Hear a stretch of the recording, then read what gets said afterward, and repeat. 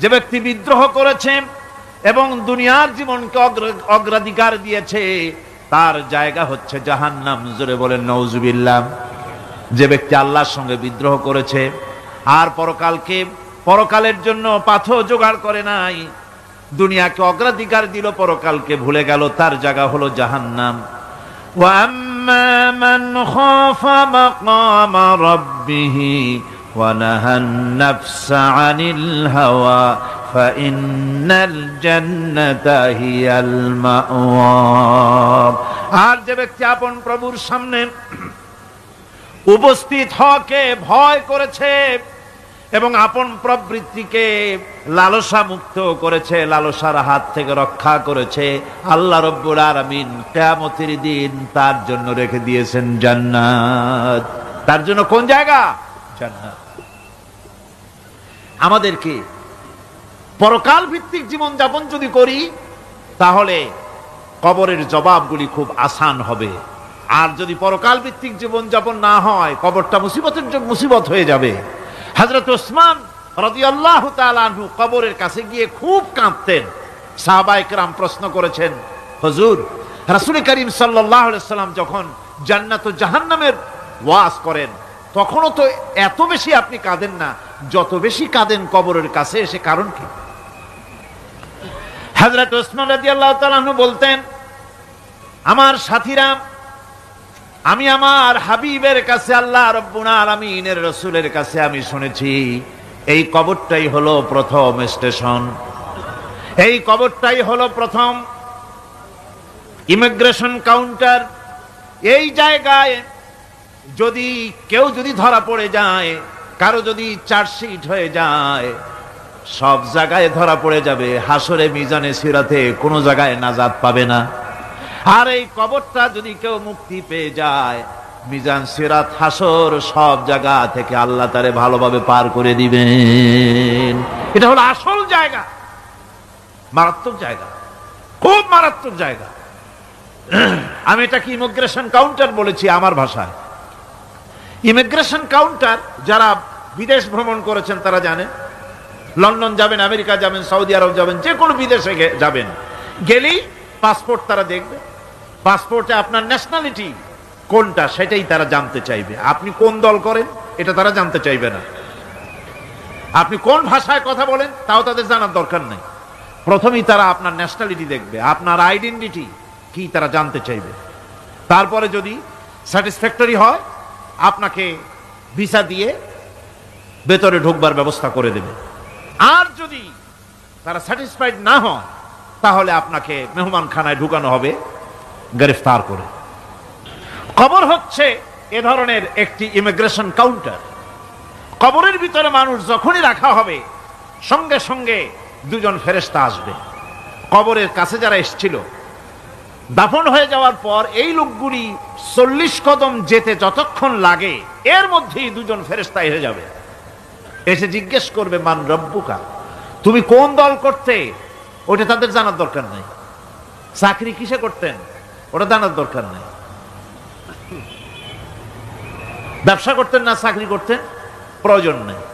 প্রথমেই জিজ্ঞাসা করা হবে ন্যাশনালিটি, প্রথমেই জিজ্ঞাসা করা হবে তার ন্যাশনালিটি সম্পর্কে, তার আইডেন্টিটিটা কি, এবং সেটাকে সত্যায়িত করার জন্য, বোঝার জন্য 3টি প্রশ্ন। প্রথম প্রশ্ন, মান রব্বুকা ওয়া মা দীনুকা ওয়া মান নাবিয়্যুকা, তোমার রব কে, তোমার দ্বীন কি, তোমার নবী কে। যদি এই ব্যক্তি বেঈমান হয়, মুনাফিক হয়, সে বলবে হায় হাতা লা আদরি, হায় হাতা লা আদরি, জানি না আমার রবকে, আমি জানি না। তোমার দিন কি, দিন কারে কয় বুঝি না। এরপরে আল্লাহর নবী জনাবে মুহাম্মদ রাসূলুল্লাহ সাল্লাল্লাহু আলাইহি ওয়াসাল্লামকে দেখানো হবে, বলা হবে মা কুনতা তাকুলু ফি হাদার রাজুল, এই ব্যক্তি সম্পর্কে তোমার ধারণা কি নিকে, বলবে আমি চিনি না। নাউযুবিল্লাহ। বাস, এরপরে তার যা হবার তাই শুরু হয়ে যাবে। আর যদি বান্দাটা মুমিন হয়, প্রশ্ন করা হবে মান রব্বুকা, জবাব দেবে রব্বি আল্লাহ, আমার রব আল্লাহ রাব্বুল আলামিন। ওয়া মা দীনুকা, দীনুনা ইসলাম, আমার দিন হচ্ছে ইসলাম। এরপরে আল্লাহর নবীকে দেখানো হবে। কয়েক রকমের বর্ণনা আছে। কোন বর্ণনায় আছে হুজুরের আকারে দেখানো হবে, অথবা রাসূলকে সরাসরি দেখানো হবে। বলা হবে মা কুনতা তাকুলু ফি হাদার রাজুল, এই লোকটি সম্পর্কে ধারণা কি? মুমিন ব্যক্তি বলবে হাদা নবিয়ুনা মুহাম্মাদুর রাসূলুল্লাহ সাল্লাল্লাহু আলাইহি ওয়াসাল্লাম, ইনি আমার তো সেই নবী মুহাম্মাদুর রাসূলুল্লাহ সাল্লাল্লাহু আলাইহি ওয়াসাল্লাম। আমরা যেন এই রকমের জবাব দিতে পারি, আল্লাহ কবুল করো। সকলে জোরে কোন আমিন। জবাব হয়ে যাওয়ার পর গায়ব থেকে আওয়াজ আসবে, ফাফরিশু বিল জান্নাতি ওয়ালবিসু বিল জান্নাহ, ও আমার ফেরেশতারা, আমার এই বান্দাকে জান্নাতের পোশাক পরাইয়া দাও আর কবরটাকে জান্নাতের বিছানা বিছাইয়া দাও। জান্নাতের পোশাক পরাইয়া দাও, জান্নাতের বিছানা বিছাইয়া দাও। ইলা মাদ্দা বাসারিহি, তার চোখের দৃষ্টি যত দূর যায় কবরটা ততটা প্রশস্ত করে দাও। এরপর বেহেশতের পোশাক পরাইয়া বেহেশতের বিছানা বিছায়া ফেরেশতা বলবে নম কানাউমুল উরুস, ঘুমিয়ে যাও। দুলামিয়া যেমন বাসর সজ্জায় নতুন বউ নিয়ে আরামে ঘুমায়, এরকম আরামে ঘুমায় যাও। ইলা ইয়াউমিল কিয়ামা, কিয়ামত পর্যন্ত ঘুমায় থাকো, আরামে ঘুমিয়ে থাকবে। এরপরে সিংহায় ফুৎকার হবে, সিংহার ফুৎকারের আওয়াজে তার ঘুম ভেঙে যাবে। বলবে ইয়া ওয়াইলানা মান বা'সানা মিন মারকাদিনা, হায় আফসোস, আমার এত আরামের ঘুম থেকে কে আমাকে জাগ্রত করলো, আমার ঘুমটারে নষ্ট করলো কে? আওয়াজ আসবে হাদা মা ওয়াদার রহমান ওয়া সাদাকাল মুরসালুন, এটা হচ্ছে রহমানের সেই ওয়াদা, আর মুরসালিনরা নবীরা সত্য কথাই বলেছিলেন, সেই কিয়ামত অনুষ্ঠিত হচ্ছে। আমার বন্ধুগণ, সেজন্য এই দুনিয়ার মোহে পড়ে থাকলে পরে দুনিয়ায় যারা অগ্রাধিকার দিবে দুনিয়াকে পরকালের তুলনায়, জবাব দিতে পারবে না কবরের ভিতরে গিয়া। আর যারা পরকালকে অগ্রাধিকার দিবে, দুনিয়ার চাইতে পরকালকে বেশি অগ্রাধিকার দেবে, আর আল্লাহর ভয় কলিজার ভিতরে রাখবে, কবরের জবাব সঠিকভাবে দিতে পারবে, কিয়ামতের দিন আল্লাহ রাব্বুল আলামিন তাদের জন্য জান্নাত দান করবেন। জোরে বলেন আমিন। দুনিয়াটা হচ্ছে দুনিয়া যেখানে আমরা আসি। আমি আগেই বলেছি দুনিয়া হচ্ছে আদনা শব্দ থেকে এর উৎপত্তি হয়েছে, তুচ্ছ নিকৃষ্ট, এটার দাম নাই, এটার মূল্য নাই। হযরত ইবনে কাইয়িম রাহিমাহুল্লাহ নওয়ারাল্লাহু মারকাদাহু ওয়া জাআলাল জান্নাতা মাথওয়াহু, হযরত ইবনে কাইয়িম তিনি বলছেন, সুন্দর করে বলছেন দুনিয়া সম্পর্কে, মা মাদা ফিদ দুনিয়া আহলামুন ওয়া মা বাকিয়া মিনহা আমানি ওয়াল ওয়াক্তু বাইনাহুমা দায়ুন। মা মাদা ফিদ দুনিয়া আহলামুন, জীবনের যে অংশ ফেলে এসেছি সেটা আজ একটা স্বপ্ন। ওয়া মা বাকিয়া মিনহা আমানি, আর জীবনের যে অংশ সামনে বাকি আছে সেটা এখন একটা আকাঙ্ক্ষা। ওয়াল ওয়াক্তু বাইনাহুমা দায়ুন, আর এর মাঝখান থেকে সময় সব চলে যাচ্ছে। কত বড় কথা চিন্তা করেছেন? জীবনের যে অংশ ফেলে এসেছি তা আজকে স্বপ্ন, তা আজ কি বলেন? স্বপ্ন। আর সামনে যা আছে সেটা আকাঙ্ক্ষা, আর মাঝখান থেকে সময় সব চলে যাচ্ছে। এরপরে তিনি বলছেন وَمَنْ يَسْحَبِ الدُّنْيَا يَكُنْ مِثْلَ قَابِضٍ عَلَى الْمَاءِ خَانَتْهُ فُرُوجُ الْأَصَابِعِ। দুনিয়াদারের অবস্থা হচ্ছে এই, কেউ যদি দুই হাতে পানি খামসায় ধরে, দুই হাতে কি ধরছে বলেন? দুই হাতে পানি খামসায় ধরেছে, খুব মজবুত করে ধরেছে, 2 মুঠ পানি। বলেন থাকবে কতটুকু? কতটুকু থাকবে? 1 ফোঁটাও থাকবে না, কারণ তার আঙ্গুলের ফাঁক তার সাথে খেয়ানত করবে, আঙ্গুলের ফাঁক দিয়া পানিগুলি সব বেরিয়ে চলে যাবে। সুতরাং দুনিয়া যারা চায় তারা ঠিক পানি খামসায় ধরলে পানি যেমন হাতের ভেতর থেকে খেয়ানত করে চলে যায়, যারা দুনিয়া চায় দুনিয়াও তাদেরকে এভাবে ফাঁকি দিয়ে চলে যায়। তবুও দুনিয়ার মায়া মানুষের এত বেশি। আল্লাহর নবী বলেন, লাউ কানা লি ইবনি আদামা ওয়াদিম মিন যাহাবিন লাহাব্বা ইয়াকুনা লাহু থানিন। এই পৃথিবীতে যদি কাউকে একটা মাঠ ভরে যদি সোনা দেওয়া যায়, লোকটা বলবে রব্বুল আলামিন, আমি যদি আরেকটা মাঠ এরকম সোনা ভরা পেতাম। দ্বিতীয় আরেকটা মাঠ দেওয়া হলে আবার বলবে যদি তৃতীয় আরেকটা মাঠ সোনা ভরে যদি পেতাম। নবীজি বলেন, ওয়ালা ইয়ামলাউ জাওফু ইবনু আদামা ইল্লা তুরাব। মানুষের পেট 3.5 হাত মাটি ছাড়া, কবরের মাটি ছাড়া মানুষের পেট ভরবে না। আরো চাই, আরো চাই, চাওয়ার কোনো শেষ নাই। মানুষ এভাবে করে দুনিয়ার মহব্বতে এমনি পাগল হয়ে যায়, শুধু দুনিয়ার মহব্বত, পরকালকে বেমালুম ভুলে যায়। আমি কিন্তু এই কথা বুঝাতে চাই নাই যে পরকালের মহব্বতে, পরকালের ভয়তে বা পরকালের জন্য দুনিয়া আপনি বাজার ঘাট, বেচা কিনা, ব্যবসা বাণিজ্য সবকিছু ভুলে যান, না তা নয়।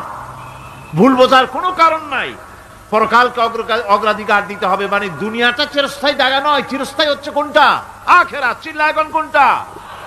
সুতরাং এখানে যা করতে হবে, আখিরাতে জবাবদিহিমূলক জীবন যাপন করতে হবে। আপনি ব্যবসা করবেন, ওজনে কম দিতে পারবেন না।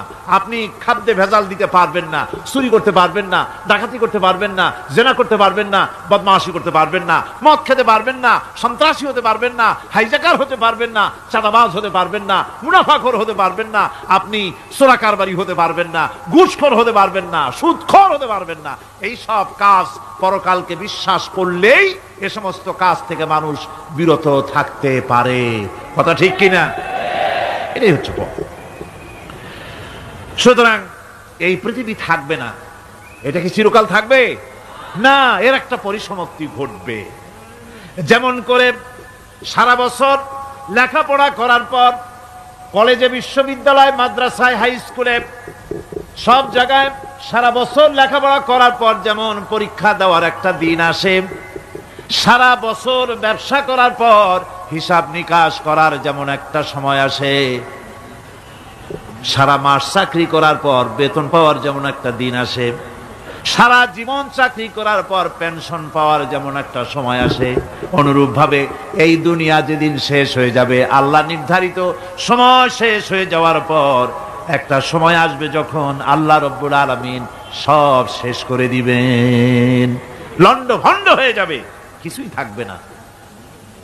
কোরআনে কারিমে আল্লাহ সব বলেছেন, কোরআনে সব আল্লাহ বলে দিয়েছেন।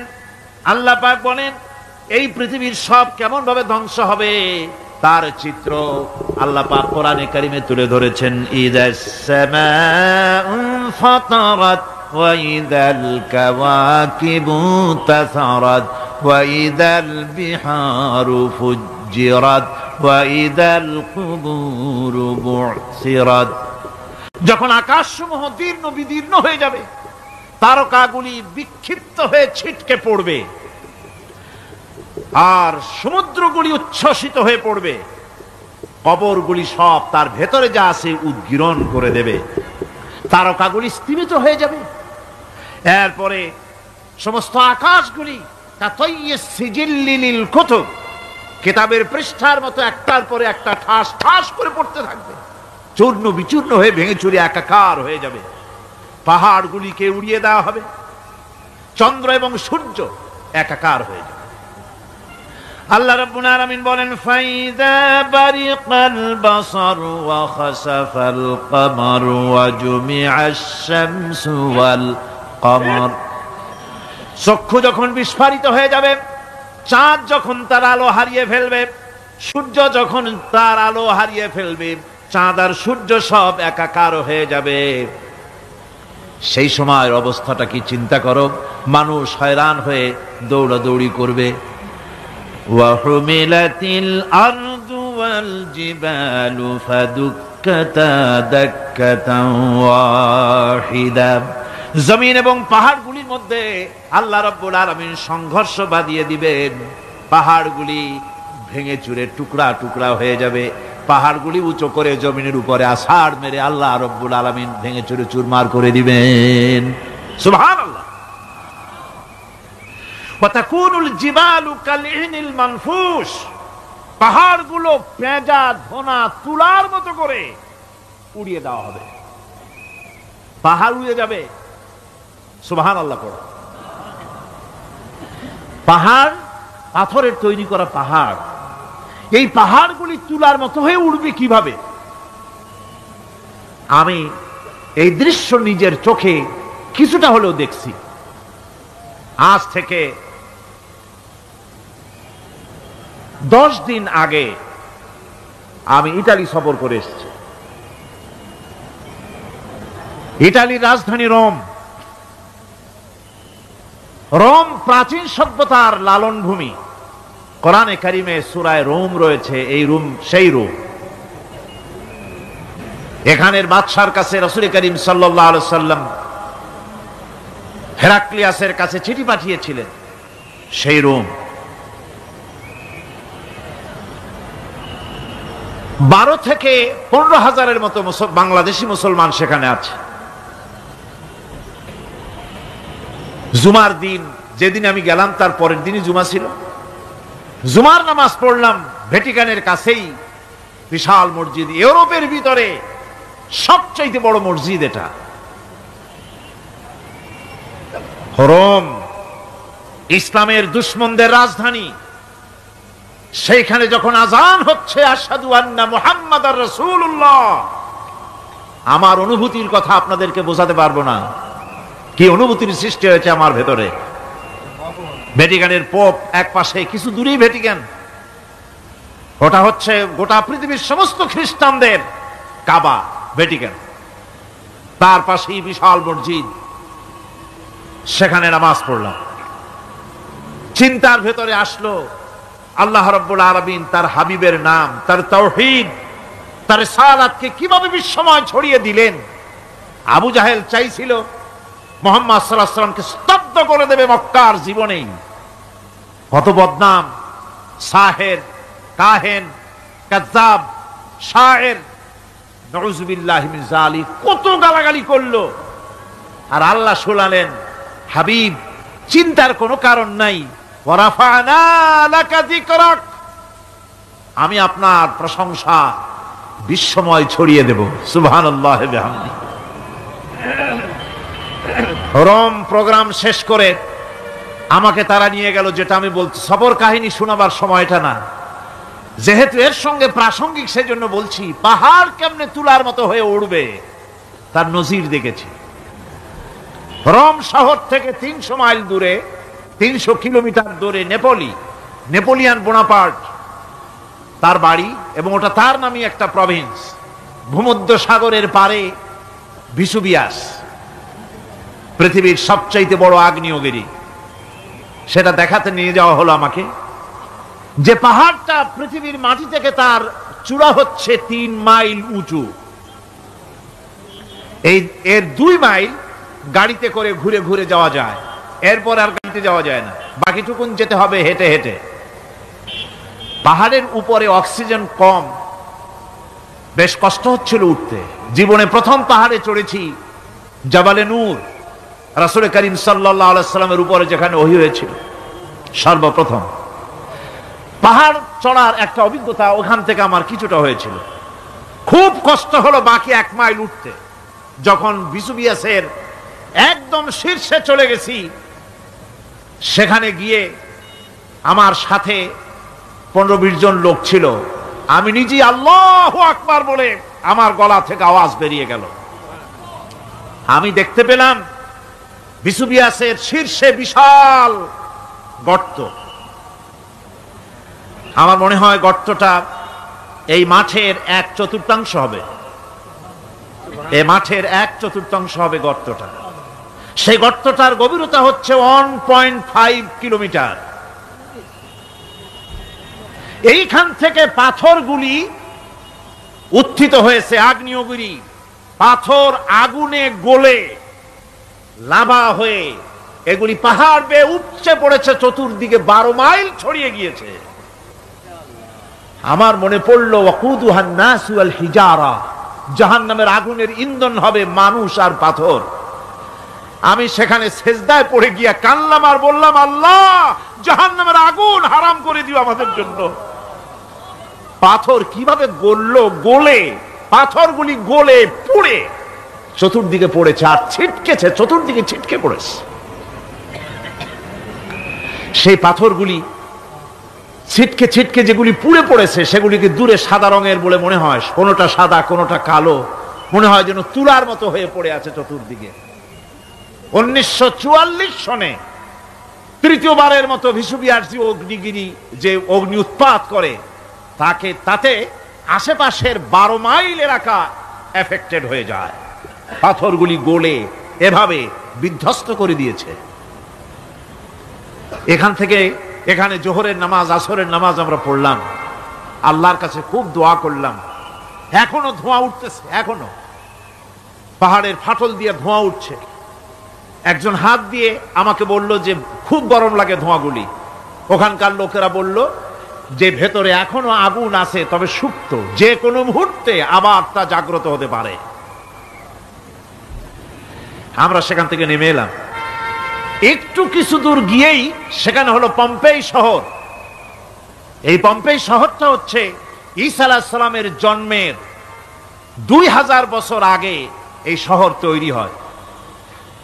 ঈসা আলাইহিস সালামের জন্মের 179 বছর পর ভূমিকম্প হয়। সেই ভূমিকম্পে গোটা পম্পেই শহরটা পৃথিবীর মানুষের চোখের আড়াল হয়ে যায়, ধ্বংস হয়ে যায়, মাটির তলায় গরক হয়ে যায়।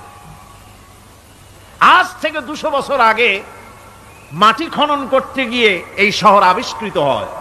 পুরা শহরটা খুঁড়ে তারা বের করেছে। 180 হেক্টর জমিনের উপরে এই বিশাল শহর। ঘুরে ঘুরে দেখলাম, গাড়ি চলে না সেখানে, পায়ে হেঁটে দেখতে হলো। প্রশস্ত রাস্তা। আজ থেকে 4000 বছর আগের মানুষেরা রাস্তা বানাতে জানতো পাথর দিয়ে, এবং রাস্তার দুধারে তাদের ছিল ফুটপাত, পানির ব্যবস্থা, নগরায়নের সব রকমের সুযোগ সুবিধা। তারপরে সেখানে বিচারালয়, এরপরে দোকানপাট, বাজারঘাট, সবকিছুর ব্যবস্থা রয়েছে। বিশাল বিশাল পাথরগুলি দিয়ে পিলার তৈরি করা। ভাবলাম এই পিলারগুলি, এই পাথরগুলি তারা কিভাবে ক্রেন ছাড়া এত উপরে উঠালো কি করে, আমার মাথায় আসলো না। পাথর কেটে কেটে সুন্দর সুন্দর অঙ্কন শিল্প তারা করেছে। এরপরে ঘুরতে ঘুরতে বাদশার রাজার বাড়িতে গিয়ে ঢুকলাম। সেখানে গিয়ে দেখলাম উলঙ্গ এত মূর্তি পাথরের তৈরি করা। পাথর কেটে কেটে দেওয়ালে যৌন মিলনের এমন কোন অশ্লীল ছবি নাই যা তারা সেখানে তৈরি করে নাই। উলঙ্গ মূর্তি আর উলঙ্গ যৌন মিলনের অসংখ্য ছবি দিয়ে এই এলাকা ভরা। তখন আমি বুঝলাম আল্লাহর গজব হওয়ার কারণটা কি, এই শহরটা মাটির নিচে গরক হয়ে যাওয়ার কারণটা কি। আল্লাহ পাক জেনা ব্যভিচার যে দেশে বেশি হয় আল্লাহ পাক বরদাস্ত করেন না। দুশ্চরিত্র যে দেশের মানুষ দুশ্চরিত্র হয়ে যায়, জেনা ব্যভিচার বেশি হতে থাকে, আল্লাহ গরক করে দেন, গজব দেন। এই গজব এক এক সময় এক এক রকমের হয়ে আসে। কখনো মাটির নিচে দাবায় দেন, কখনো মহামারী, কোন দেশে কলেরা, কোন দেশে জলোচ্ছ্বাস, কোথাও ভূমিকম্প, আর সর্বশেষ এই জেনা ব্যভিচারের জন্য আল্লাহ পাকের চূড়ান্ত, এই যৌনতার অশ্লীলতার জন্য চূড়ান্ত গজব বর্তমান বিশ্বের জন্য এইডস। আল্লাহ পাক এই গজব দিয়েছেন। বন্ধুগণ, আমি সেই জায়গা, আমি সেখানে যা দেখলাম যে আল্লাহ পাক পাহাড়গুলিকে কিভাবে উড়াবেন এটা অস্বীকার করার কোনো উপায় নাই। বিশ্বাস তো করতামই, তবে হযরত ইব্রাহিম আলাইহিস সালাম যেমন বলেছিলেন, রব্বি আরিনি কাইফা তুহিল মাউতা, আয় আল্লাহ তুমি মরাকে জিন্দা করবা কেমনে? আল্লাহ পাক বলেন, আওয়ালাম তুমিন, তুমি বিশ্বাস করো না? ইব্রাহিম আলাইহিস সালাম বললেন, বালা, অবশ্যই বিশ্বাস করি, ওয়ালাকিন লিয়াতমাইন্না কলবি, যদি চোখে দেখতাম তাহলে আমার অন্তরাত্মা খুব ঠান্ডা হতো। আল্লাহ রাব্বুল আলামিন চোখে দেখায় দিলেন জিন্দা কেমনে মুর্দা হবে, মুর্দা কেমনে জিন্দা হবে, আল্লাহ দেখায় দিলেন। পাহাড় উড়ায় দিবেন আল্লাহ রাব্বুল আলামিন। একথা কলিজার মধ্যে এটার উপর ঈমান, বিশ্বাস, কিন্তু আল্লাহ চোখে দেখাইছেন, ঈমান আরো মজবুত হয়েছে, যা ছিল আরো মজবুত হয়েছে। সুবহানাল্লাহ। আল্লাহর ভয়তে কলিজা কেঁপেছে। আমি পাহাড়ের উপরে কেঁদেছি, যার যার হয়ে কেঁদেছি। বন্ধুগণ, আল্লাহ সুবহানাহু ওয়া তাআলা এই জন্য বলেছেন, কুল সিরু ফিল আরদ, আমার জমিন ঘোরো, ভালো করে দেখো কাইফা কানা আকিবাতুল মুকাজ্জিবিন, মহাসত্যকে যারা অস্বীকার করেছে তাদের পরিণতি আমি কি করে দিয়েছি, এগুলি চোখে ভালো করে তাকায় দেখো। আমার বন্ধুগণ, সুতরাং এই পৃথিবীর অবসান হবে, এই পৃথিবী ধ্বংস হবে, এই পৃথিবী চূড়ান্তভাবে শেষ হয়ে যাবে। ও হ্যাঁ, আরেকটি কথা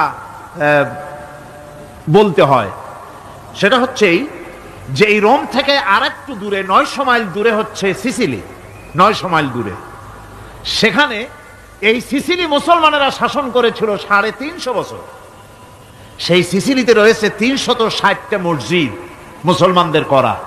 সমস্ত মসজিদগুলি আজ তালা বন্ধ, একটা মসজিদও খোলা নাই।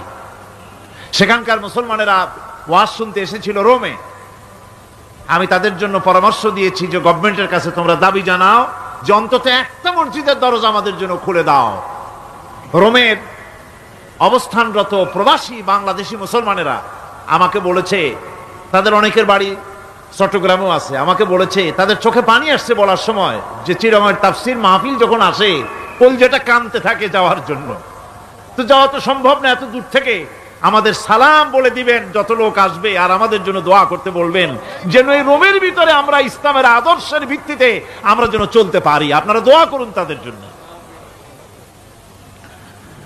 ভাইরা আমার, এই পৃথিবী একদিন পরিসমাপ্তি ঘটবে এবং আল্লাহর দরবারে আমাদেরকে উঠতে হবে এবং সেখানে আমাদের বিচার হবে। সেখানে আমাদের কি হবে? বিচার হবে। আল্লাহ পাক বিচারটাকে নির্ভুল করার জন্য, সঠিক করার জন্য প্রত্যেকের গলায় আমলনামা ঝুলায় রাখছেন। এখানে রেকর্ডের ব্যবস্থা করা হয়েছে। আল্লাহ পাক বলছেন, ওয়া কুল্লা ইনসানিন আলজামনাহু তাইরাহু ফি উনুকিহি ওয়া নুখরিজু লাহু ইয়াওমাল কিয়ামাতি কিতাবান ইয়ালকাহু মানশুরা।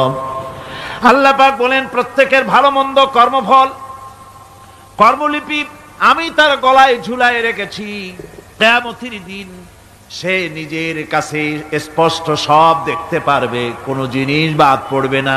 তার গলায় তার আমলনামা ঝুলানো আছে, সব রেকর্ড হতেছে। আমরা যা করছি সবগুলি রেকর্ড হয়ে যাচ্ছে। বর্তমান বিজ্ঞানীরা আবিষ্কার করেছে যে মানুষের শরীরের ভিতরে ডিএনএ আছে, রক্তের ভিতরে ডিএনএ। এটা একটা কোড। মানুষের রক্তের ভিতরে ডিএনএ আছে। যেমন তার ব্রেনের ভিতরে কতগুলি কোষ আছে, এক একটা কোষ এক এক ধরনের কাজ করে, অনুরূপভাবে তার শরীরের ভিতরে রক্তের ভিতরে ডিএনএ আছে। এই ডিএনএটা কি?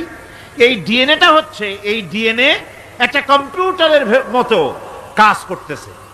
লোকটা কি করবে, কোথায় যাবে, সে ভালো হবে মন্দ হবে কি হবে, সব তার ডিএনএর মধ্যে রেকর্ডকৃত আছে।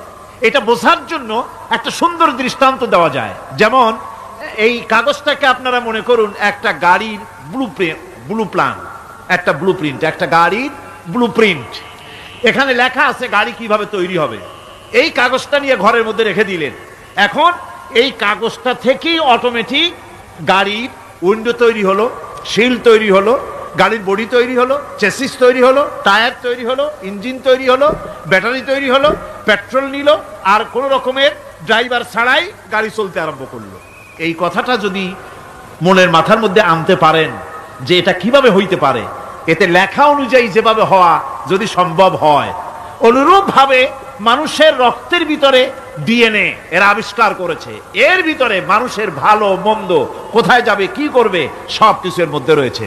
কোরআনে কারিমে আল্লাহ রাব্বুল আলামিন, আমি গত বছরও বলছিলাম যে বিজ্ঞানের আবিষ্কার যত বাড়বে কোরআন বোঝা মানুষের জন্য তত সহজ হবে। কোন সুবহানাল্লাহ। কোরআন বোঝা মানুষের জন্য তত সহজ হবে। সুতরাং মানুষের গলার সাথে আল্লাহ পাক বলছেন যে একটা আমলনামা আমি ঝুলাই দিয়েছি তার গলার সাথে। সে যা করতেছে ওখানে সব লিপিবদ্ধ হচ্ছে, কম্পিউটারাইজড, কম্পিউটারের মতো এগুলি সব গ্রহণ করতেছে। এগুলি কিয়ামতের দিন তার সামনে হাজির করা হবে।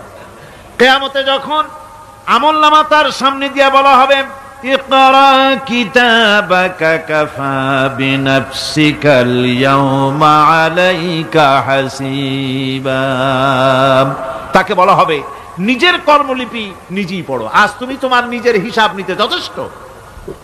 বন্ধুগণ, এই মাহফিলে যত লোক আমরা বসে আছি, আমরা আমাদের হিসাব নিতে যথেষ্ট না আরেকজন লাগবে? কোন আমরা যথেষ্ট কি না?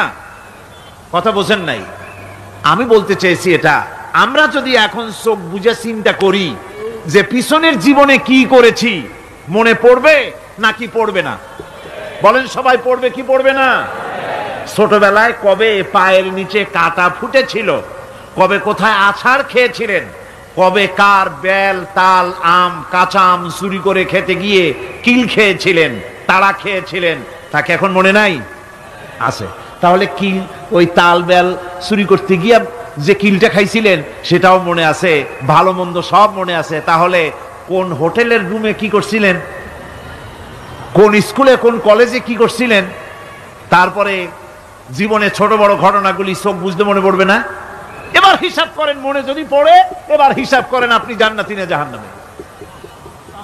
আপনি আপনার নিজের হিসাব নেওয়ার জন্য যথেষ্ট। তাকে হিসাব করতে বলা হবে, তোমার হিসাব, তোমার নিজের হিসাব নেওয়ার জন্য তুমি যথেষ্ট, তোমার হিসাব তুমি নিজেই করো, এটা পড়ো। আর সেই কিয়ামতের দিন কোনো সাহায্যকারী মিলবে না। লান তানফাকুম আরহামুকুম ওয়ালা আওলাদুকুম ইয়াউমাল কিয়ামা। লান তানফাকুম, কিয়ামতের দিন কোনো ফায়দা হবে না, অবশ্যই কোনো ফায়দা হবে না, কোনো উপকারে আসবে না। কিয়ামতের দিন তোমার সন্তান, তোমার স্ত্রী, তোমার মাল, তোমার সম্পদ কোনো উপকারে আসবে না কিয়ামতের ময়দানে। সেদিন সব তোমার সাথে বিচ্ছেদ করবে, সব পালায় যাবে। সেখানে উৎকোষেরও কোনো কারবার নাই যে ঘুষ টুস দিয়া, ফেরেশতাদের কোনো রকম বুঝবাজ দিয়া, আলাদা কোনো চোরাগলি পথ দিয়া একেবারে ফুট করে ভেসতে চলে যাবেন, এমন কোনো সুযোগ নাই। অনেকে বলে, হুজুর এমন কিছু দোয়া শিখায় দেন যাতে ওই সব জেহাদ, বোমা এগুলি খুব ভয় পাই, ও সব রাস্তা টাস্তা না, খুব সহজে কিছু দোয়া দুরূদ করিয়া আস্তে করে জান্নাতে চলে যাওয়া যায়, এরকম একটা দোয়া, এরকম একটা পথ বলে দেন। আমি বলি, ভাই এরকমের কোন চোরাগলি আমার রাসূল আবিষ্কার করতে পারেন নাই। আল্লাহর পয়গম্বরের ওই ধরনের কোন পথ আবিষ্কার করতে পারেন নাই। সেখানে কিয়ামতের দিন কাউকে উৎকোষ গ্রহণ করার কেউ নাই, উৎকোষ দেওয়া যাবে না। আর উৎকোষ দিবি নেবা কি? আপনার কাছে কিছু নাইও, থাকলেও নেওয়ার কেউ নাই। এই দুনিয়ায় ফাঁকিবাজি করে বহুত কিছু করা যায়, কিন্তু কিয়ামতের মাঠে এগুলি কিছুই চলবে না। আল-ইয়াওমা লা ইয়ানফা'ু মালুন ওয়ালা বানুন। কিয়ামতের দিন ধন, সন্তান, সন্ততি আর সম্পদ কোনো কাজে লাগবে না। সেদিন শুধু আমল, আমল যদি ভালো হয় কাজে লাগবে, আমল খারাপ হবে সব শেষ হয়ে যাবে। আল্লাহ রাব্বুল আলামিন নবীজিকে ডেকে বলেছেন, নবী আপনি বলেন, কুল মা কুনতু বিদআম মিনার রাসূল, আপনি বলুন আমি কোন নতুন রাসূল নই, আমার আগে অনেক নবী রাসূল পৃথিবীতে এসেছেন, তারা বিদায় হয়ে গেছেন। আমি জানি না কিয়ামতের দিন আল্লাহ রাব্বুল আলামিন আমার সাথে কি ব্যবহার করবেন, আর আমি এও জানি না যে কিয়ামতের দিন আল্লাহ পাক তোমাদের সাথে কি ব্যবহার করবেন। এই আয়াত নাযিল হওয়ার পর আল্লাহর হাবিব তার মেয়েকে ডাকলেন, জামাইকে ডাকলেন, নাতিদেরকে ডাকলেন, আহলে বাইতদেরকে ডাকলেন, আর বললেন, ও আমার মেয়ে, কলিজার টুকরা ফাতেমা গো, শোনো, কেবলমাত্র আয়াত নাযিল হয়ে গেল, আল্লাহ পাক আমাকে শোনায়ছেন কিয়ামতের দিন আমি জানি না আমার সঙ্গে কি ব্যবহার করা হবে, আর এও জানি না যে তোমাদের সাথে কি ব্যবহার করা হবে। ও আমার কলিজার টুকরা মেয়ে ফাতেমা, কিয়ামতের দিন মুহাম্মদ সাল্লাল্লাহু আলাইহি সাল্লামের মেয়ে, এই হিসাবে তোমার নাজাতের ফয়সালা হবে না। ও আমার কলিজার টুকরা নাতি হাসান আর হোসাইন, কিয়ামতের দিন মুহাম্মদ সাল্লাল্লাহু আলাইহি সাল্লামের নাতি হিসাবে ফয়সালা হবে না। ও আমার জামাই হযরতে আলী, কিয়ামতের দিন আমার জামাই হিসাবে নাজাতের ফয়সালা হবে না। আমল যদি ভালো হয় ফয়সালা ভালো হবে, জান্নাতে চলে যাবে। আমল যদি খারাপ হয় কার নাতি কার জামাই দেখা হবে না। সুবহানাল্লাহ। কঠিন কিয়ামতের মাঠ। এই পরকালের বিশ্বাস যদি কলিজার মধ্যে ঢোকে মানুষ ভালো হয়ে যাবে। কোন সুবহানাল্লাহ। আপনাদের দৃষ্টিতে পারবে? কথার জবাব যে দিলেন না। পুলিশই কি মানুষের চরিত্র ভালো বানাইতে পারবে? পুলিশের চরিত্র ভালো বানাবে কেডা? সেটাই তো কথা। মানুষের চরিত্র যাতে ভালো থাকে, মানুষের জন্য খারাপ কাম না করে, সেজন্য পুলিশ। পুলিশ যাতে খারাপ কাম না করে, সেজন্য আরো একটা ডিপার্টমেন্ট আছে না? তারা যাতে খারাপ কাজ না করে, সেজন্য আর একটা আছে। এন্টি করাপশনের আবার এন্টি করাপশন আছে, তার উপর আবার এন্টি করাপশন আছে। এন্টিটার অভাব নাই।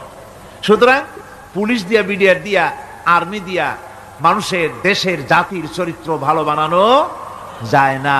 রাসূলুল্লাহ এ দিয়ে বানান না, এটা ইসলামের নিয়ম নয়। পুলিশ দিয়া, আর্মি দিয়া দেশের মানুষের চরিত্র ভালো বানানো যায় না। চরিত্র ভালো বানানো যায় কেবলমাত্র পরকালের ভয় দিয়া। কিসের ভয় দিয়া?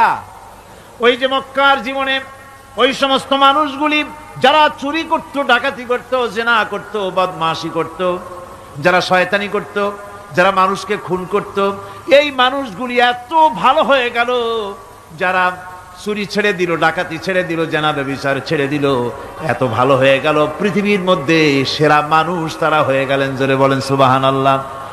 নবীর সাহাবীরা পৃথিবীর শ্রেষ্ঠ সন্তান, নবীর সাহাবীরা পৃথিবীর সেরা মানুষ, তাদের চাইতে সেরা মানুষ নবীদের পরে আর কেউ হতে পারে না। জোরে কোন সুবহানাল্লাহ। নবীর পরে পৃথিবীতে শ্রেষ্ঠ মানুষ কারা? সাহাবায়ে কেরাম রিদওয়ানুল্লাহি তাআলা আলাইহিম আজমাইন। ওনারা তো কুফরের মধ্যে ছিলেন, শিরকের মধ্যে ছিলেন, চুরি, ডাকাতি, জেনা, ব্যভিচার এমন কোন পাপ নাই যা করা হয়নি। তারপরে যখন আল্লাহর নবীর কাছ থেকে তাওহীদ, রিসালাত ও আখিরাতের দাওয়াত পেলেন, কি সোনার মানুষ এক একজন হয়ে গেলেন। সুবহানাল্লাহ। যারা ছিলেন নারীর সতীত্বের জম, তারা হয়ে গেলেন নারীর সতীত্বের পাহারাদার। যারা মানুষের মা যদি ধরে রাখা যায়, এই বুদ্ধিটা কে দিলেন কন্ত দেখি? সবাই কন্যা বুদ্ধিটা দিলেন কে? যে আল্লাহ রাব্বুল আলামিন মানুষের মাথায় বুদ্ধি দিলেন, যার দ্বারা সে মানুষের কথাবার্তা, অ্যাক্টিভিটি সব ধরে রাখতে পারে। সে আল্লাহ রাব্বুল আলামিন বুঝি আপনার আমার কথা এবং আপনার আমার অ্যাক্টিভিটিসকে তিনি বুঝি ধরে রাখতে পারবেন না কিয়ামত পর্যন্ত? পারবেন কি না? সেজন্য রাব্বুল আলামিন বলেন, মা ইয়ালফিযু মিন কাওলিন ইল্লা লাদাইহি রাকীবুন আতীদ। সমস্ত কথা রেকর্ড হচ্ছে। সুবহানাল্লাহ কোন জোরে। সমস্ত কথা রেকর্ড হচ্ছে, একটা কথাও বাদ যাবে না। মুখ আছে বলেই কথা বলবেন তা না, হিসাব করে কথা বলতে হবে। গীবত গাওয়া যাবে না, মিথ্যা কথা বলা যাবে না, মিথ্যা ওয়াদা করা যাবে না। মিথ্যা ওয়াদার তো মৌসুম এসে গেছে। কি কোন বোঝেন কথা? হ্যাঁ, মিথ্যা ওয়াদার মৌসুম এসে গেছে। এখন মৌসুমে বাহার, মিথ্যা বলার। কত সুন্দর সুন্দর ওয়াদা, সোনা দিয়া রাস্তা বানায় দেব। অভুক্ত মানুষদের বলা হয় না খেয়ে মরবেন না, কিন্তু কি খেয়ে মরবে তাও কয় না। আমরা যদি যাইতে পারি তাহলে মটকির মতো রসগোল্লা বানায় দেব, গরুর গাড়ির চাকার মতো জিলাপি বানায় দেব। খাইতে গিয়ে হা করে চিত হয়ে থাকবে। কত রঙিন রঙিন কথা। মিথ্যা ওয়াদার সময় এসে গেছে। ভাইরা আমার, পরকাল যদি বিশ্বাস করে সেই ব্যক্তি কিছুতেই মুখ আছে বলেই যা খুশি বলবে না, পরনিন্দা করবে না, পরচর্চা করবে না, হাত আছে বলেই যা তা লিখবে না। ঘটনা হইল একটা, লিখলো আর একটা। কলম একটা আছে বলেই যা খুশি তা লেখা যায় না, মুখ আছে বলেই যা খুশি তা বলা যায় না, চোখ আছে বলেই যা খুশি তা দেখা যায় না। গরু খাওয়া জায়েজ করা হয়েছে বলে গরুর লেজ থেকে মাথা পর্যন্ত পাইকারি দরে সব খাওয়া যায় না। গরু খাওয়া হারাম না হালাল? হালাল। পাইকারি দরে লেজ থেকে মাথা পর্যন্ত সব খাওয়া হালাল না। ওর মধ্যে আল্লাহ কিছু হারাম রেখে দিছে, সেগুলোকে বাইসে খাইতে হবে। আল্লাহ দেখতে চান পাইকারি দরে জমের খাওয়া খাও না আমার হারামগুলি বাদ দিয়া খাও, নিষেধ করাগুলি বাদ দিয়া খাও। মুখ আছে বলেই যা খুশি তা বলা যাবে না, কান আছে বলেই যা খুশি তা শোনা যাবে না, চোখ আছে বলেই যা খুশি তা দেখা যাবে না, হাত পা আছে বলেই যা খুশি তা করা যাবে না। সবটার পেছনে আল্লাহ রাব্বুল আলামিনকে ভয় করা লাগবে। মহান আল্লাহ রাব্বুল আলামিন বলে, বান্দারে তোমার সমস্ত কার্যাবলী এমনকি তোমার চাহনিটা পর্যন্ত কার দিকে কি নিয়তে তাকায়ছো কেউ জানে না, আমি আল্লাহ রব্বুল আলামিন জানি। وَيَعْلَمُ خَائِنَةَ الْأَعْيُنِ وَمَا تُخْفِي الصُّدُورُ। তোমার অন্তঃকরণ কি জিনিস গোপন করে আর তোমার চক্ষু কি লুকোচুরি খেলে আমি টের পাই। সুবহানাল্লাহ বিহামদি। চশমার ফাঁক দিয়া কি দেখো, কারে দেখো, কি নজরে দেখো, সানগ্লাস পরিয়া কেউ ঠিক পায় না, আমি ঠিক পাই। সুবহানাল্লাহ, জোরে কান সুবহানাল্লাহ। সুতরাং চোখের নজরের হিসাব হবে, হাতের কাজের হিসাব হবে, পায়ের চলার হিসাব হবে, আপনার বলার হিসাব হবে, মুখে যা বলেছেন, যা করেছেন, হাত পাও দিয়ে যা করেছেন সবকিছুর হিসাব হবে কিয়ামতের দিন। আল্লাহর দরবারে সবকিছু উপস্থিত হবে, কোনো জিনিস বাদ পড়বে না। ফামান ইয়ামাল মিসকালা যাররাতিন খায়রান ইয়ারা ওয়া মান ইয়ামাল মিসকালা যাররাতিন শাররান ইয়ারা। ছোট্ট একটা ভালো কাজ যদি করো তাও হাজির করা হবে সামান্যতম ভালো কাজও তোমার বাদ পড়বে না, আর ক্ষুদ্রতম কোনো খারাপ কাজ করলে তাও উপস্থিত করা হবে, সব তোমার সামনে, কোনো জিনিস বাদ পড়বে না, সব দেখতে পাবে কিয়ামতের দিন। ভালো কাজটাও আর খারাপ কাজটাও আল্লাহর কাছে সেদিন আল্লাহ পাক মানুষের সামনে উপস্থিত করে দিবেন। আল্লাহ পাক বলছেন সেদিন এই জমিন তার ভিতরে যা লুক্কায়িত ছিল জমিন সব বের করে দেবে। কাআন্নাহুম জারাদুম মুনতাশির। টিড্ডি ফড়িংগুলি পোকাগুলি মাটির থেকে যেমন বেরোয়, এ মাটির ভিতরে যা আছে কিয়ামতের দিন সব মাটি বের করে দেবে। ইযা যুলজিলাতিল আরদু জিলজালাহা ওয়া আখরাজাতিল আরদু আসকালাহা ওয়া ক্বালাল ইনসানু মা লাহা। এ জমিনকে ঝাঁকি মারা হবে প্রবল এক ঝাঁকুনি, প্রবল এক ঝাঁকুনিতে এ পৃথিবীর মধ্যে যা কিছু আছে সব বেরিয়ে যাবে। সুবহানাল্লাহ কইতে ইচ্ছা করে না মিয়ারা? এক ঝাঁকুনিতে পৃথিবী সব বের করে দেবে। মানুষ হয়রান হয়ে বলবে কি হয়েছে, এ মাটির হলোটা কি? আমার বন্ধুগণ, মানুষ হয়রান হয়ে গিয়ে বলবে মাটির কি হলো? আল্লাহ রাব্বুল আলামিন বলেন ইয়াউমাইযিন তুহাদ্দিসু আখবারাহা বিআন্না রাব্বাকা আওহালাহা। জমিনের উপরে যা ঘটেছে জমিন তা সব বের করে দেবে, সব প্রকাশ করে দেবে। আর এটা এই জন্য হবে যেহেতু তার রবের হুকুম হয়েছে, তার রব হুকুম করেছে বের করে দে।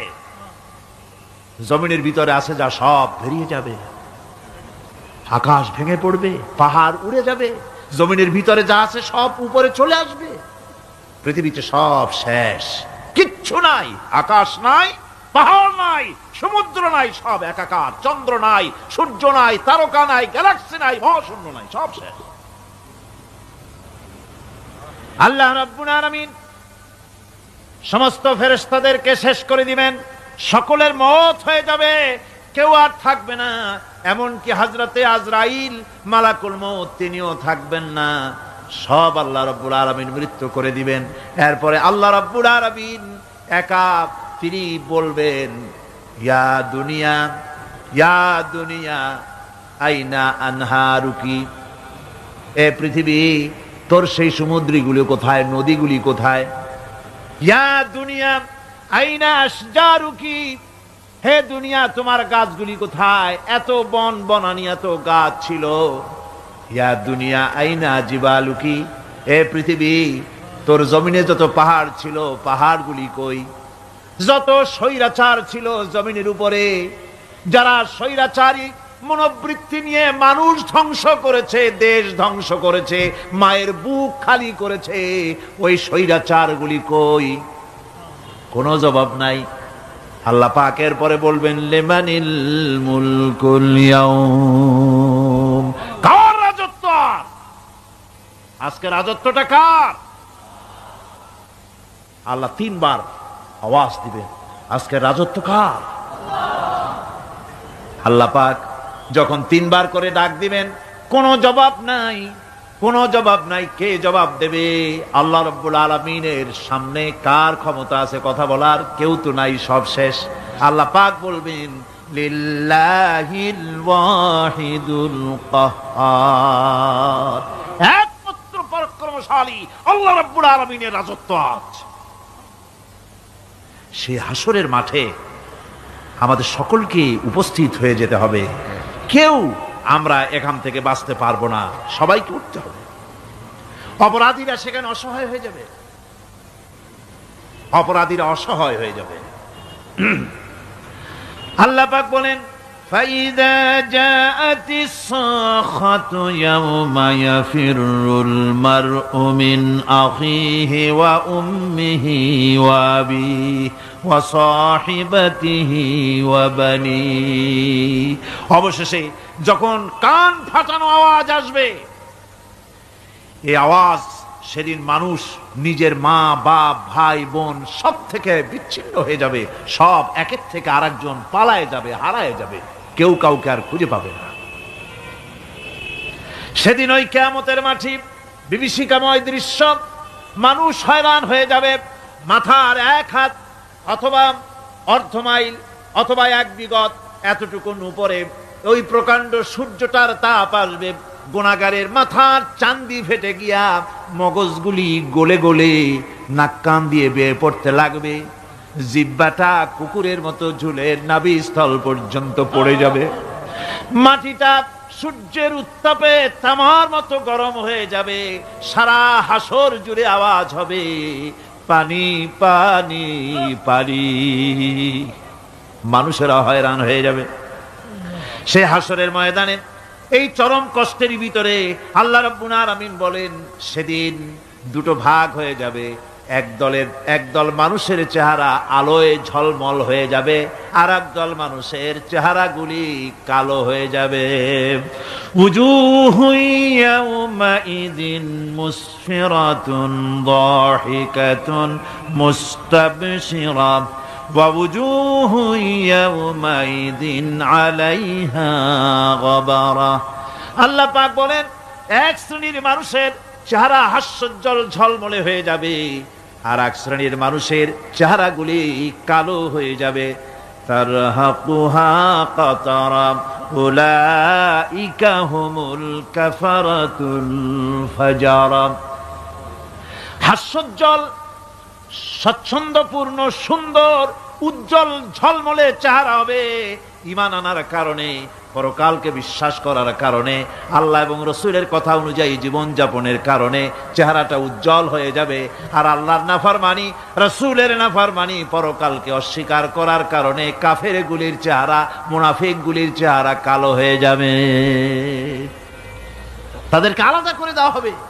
আমতাজুল ইয়াওমা আইয়ুহাল মুজরিমুন, মুজরিমদেরকে আলাদা করে দেওয়া হবে, 2টা ভাগ হয়ে যাবে। এই চরম অবস্থা সৃষ্টি হবে কিয়ামতের ময়দানে।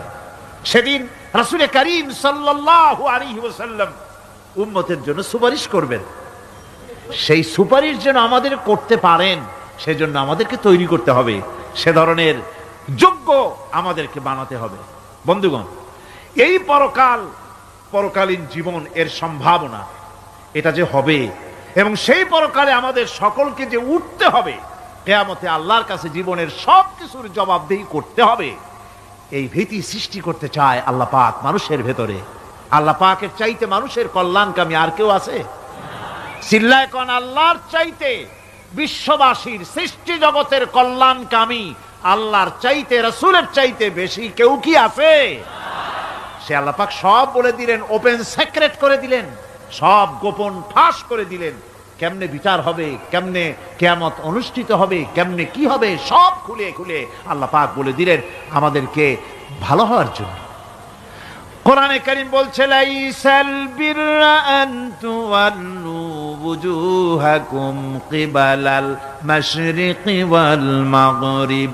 পূর্ব পশ্চিমে মাথা ঘুরানো, সার নত করা, মাথা ঘুরানো, মুখ ঘোরানো, এটাই কিন্তু সৎ কাজ এবং পুণ্যবান হওয়ার, সৎ কাজ করার, নেককার হওয়ার জন্য যথেষ্ট নয়।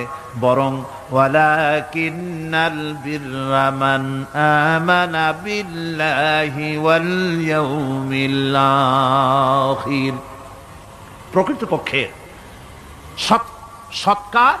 সৎকারী মুমিন, ভালো কাজ করা, প্রকৃত মুমিন, সত্যিকারের ভালো মানুষ, সত্যিকারের ইমানদার হওয়ার জন্য 10টি কাজ লাগবে। কয়টি কাজ?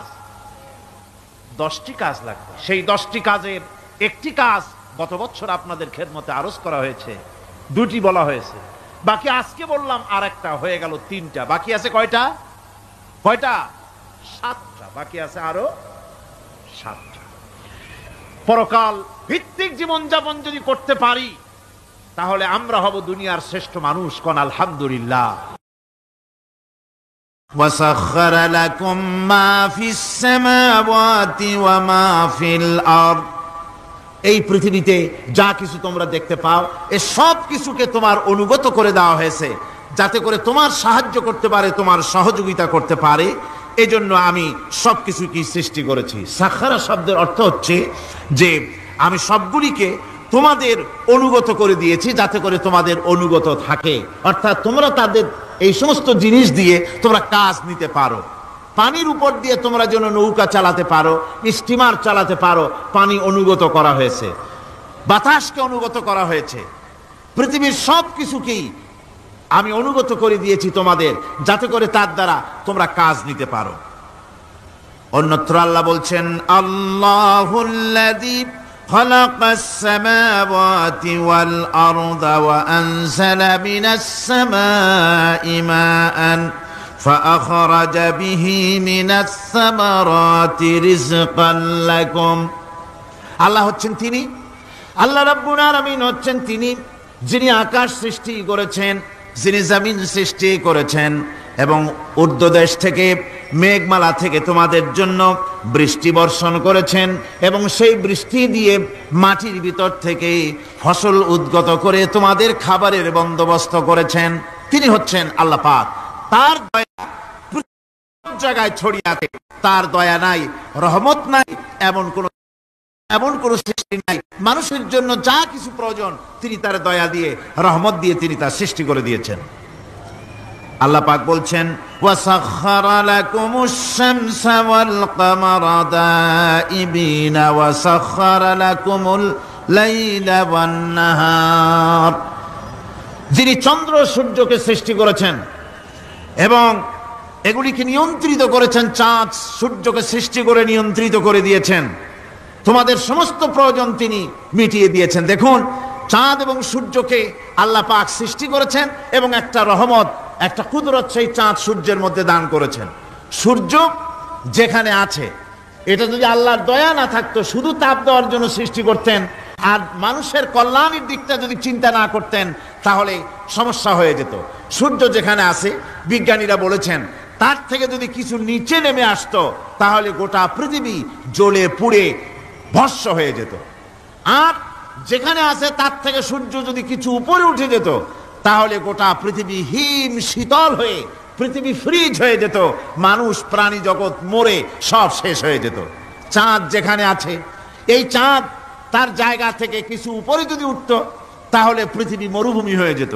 আর যেখানে আছে তার থেকে কিছু নিচে যদি আসতো তাহলে গোটা পৃথিবী পানি, সমুদ্রের পানি, নদীর পানিগুলি প্লাবিত হয়ে, ওভারফ্লো হয়ে, উচ্ছ্বসিত হয়ে গোটা পৃথিবীকে প্লাবিত করে দিত, ডুবাই দিত, সব শেষ হয়ে যেত। তাহলে আমরা দেখতে পাচ্ছি শুধু সৃষ্টি নয়, সৃষ্টিও করেছেন এবং প্রত্যেকটি সৃষ্টির পেছনে তার দয়া কাজ করেছে, তার কুদরত কাজ করেছে, যাতে করে মানুষের জন্য সুবিধা হয়, মানুষের জন্য উপকার হয়। অন্য আয়াতে আল্লাহ পাক বলেন, وآتاكم من كل سألتموه وإن تعدوا نعمة الله لا تحصوها। আল্লাহ পাক বলেন, তিনি তোমাদের প্রতি এত দয়াবান, আল্লাহ তোমাদের প্রতি এত দয়া রাখেন, এত মেহেরবানি করেন যে তোমাদের সমস্ত চাহিদা তিনি পূরণ করেছেন। তোমাদের জীবনে যা দরকার সব তিনি পূরণ করেছেন। এত পূরণ করেছেন, তোমরা যদি আল্লাহ পাকের নেয়ামতগুলি যদি গণনা করো, ওয়া ইন তাউদ্দু নি'মাতাল্লাহি লা তুহসুহা, আমার নিয়ামতগুলি যদি গুনতে থাকো, গুনে গুনে আমার নিয়ামত শেষ করতে পারবে না। সুবহানাল্লাহ বিহামদি, আমার নিয়ামত গুনে শেষ করতে পারবে না, এত নিয়ামত আমি আল্লাহ রাব্বুল আলামিন দান করেছি। সুতরাং প্রকৃত কথা হচ্ছে যে মানুষ বড় অকৃতজ্ঞ, মানুষ সমস্ত নিয়ামতকে, নিয়ামতের শুকর আদায় করে না, নিয়ামত বোঝেও না। উলাইকা কাল আনাম, চোখ আছে, চোখ দিয়া সব দেখে, কিন্তু আল্লাহর নিয়ামতগুলি দেখে উপলব্ধি করার ক্ষমতা নাই। খায় জনমের খাওয়া, কিন্তু খাওয়ার পরে কার খানা খাইলো, কার দেওয়া খানা খেলো, এরপরে এতটুকুন শুকরিয়াও আদায় করে না। তো চোখ থাকতে দেখে না, অন্তর থাকতে চিন্তা করে না, কান থাকতে হক শোনে না। আল্লাহ পাক বলেছেন উলাইকা কাল আনাম, এরা হলো জানোয়ারের মতো। কিসের মতো বলুন? আল্লাহ বলেন না বালহুম আদাল, শুধু জানোয়ারের মতো না, বরং জানোয়ারের চাইতেও নিকৃষ্ট। জোরে কোন নাউজুবিল্লাহ। যাদের চোখ থাকতে দেখলো না, কান থাকতে শুনলো না, অন্তঃকরণ থাকতে বিবেচনা করলো না, এরা চতুষ্পদ জানোয়ারের মতো। আল্লাহ পাক বলছেন আর রহমান আল্লামাল কোরআন, এ কোরআন শিক্ষা দিয়েছেন রহমান, যিনি দয়ার সাগর, যিনি মানুষের সব প্রয়োজন মিটিয়েছেন। কোরআনের মতো একটা বড় প্রয়োজন তিনি মিটাবেন না, তা কি হতে পারে? জোরে কোন হতে পারে? মানুষ সৃষ্টি করলেন, অথচ মানুষের চলার পথ দিলেন না।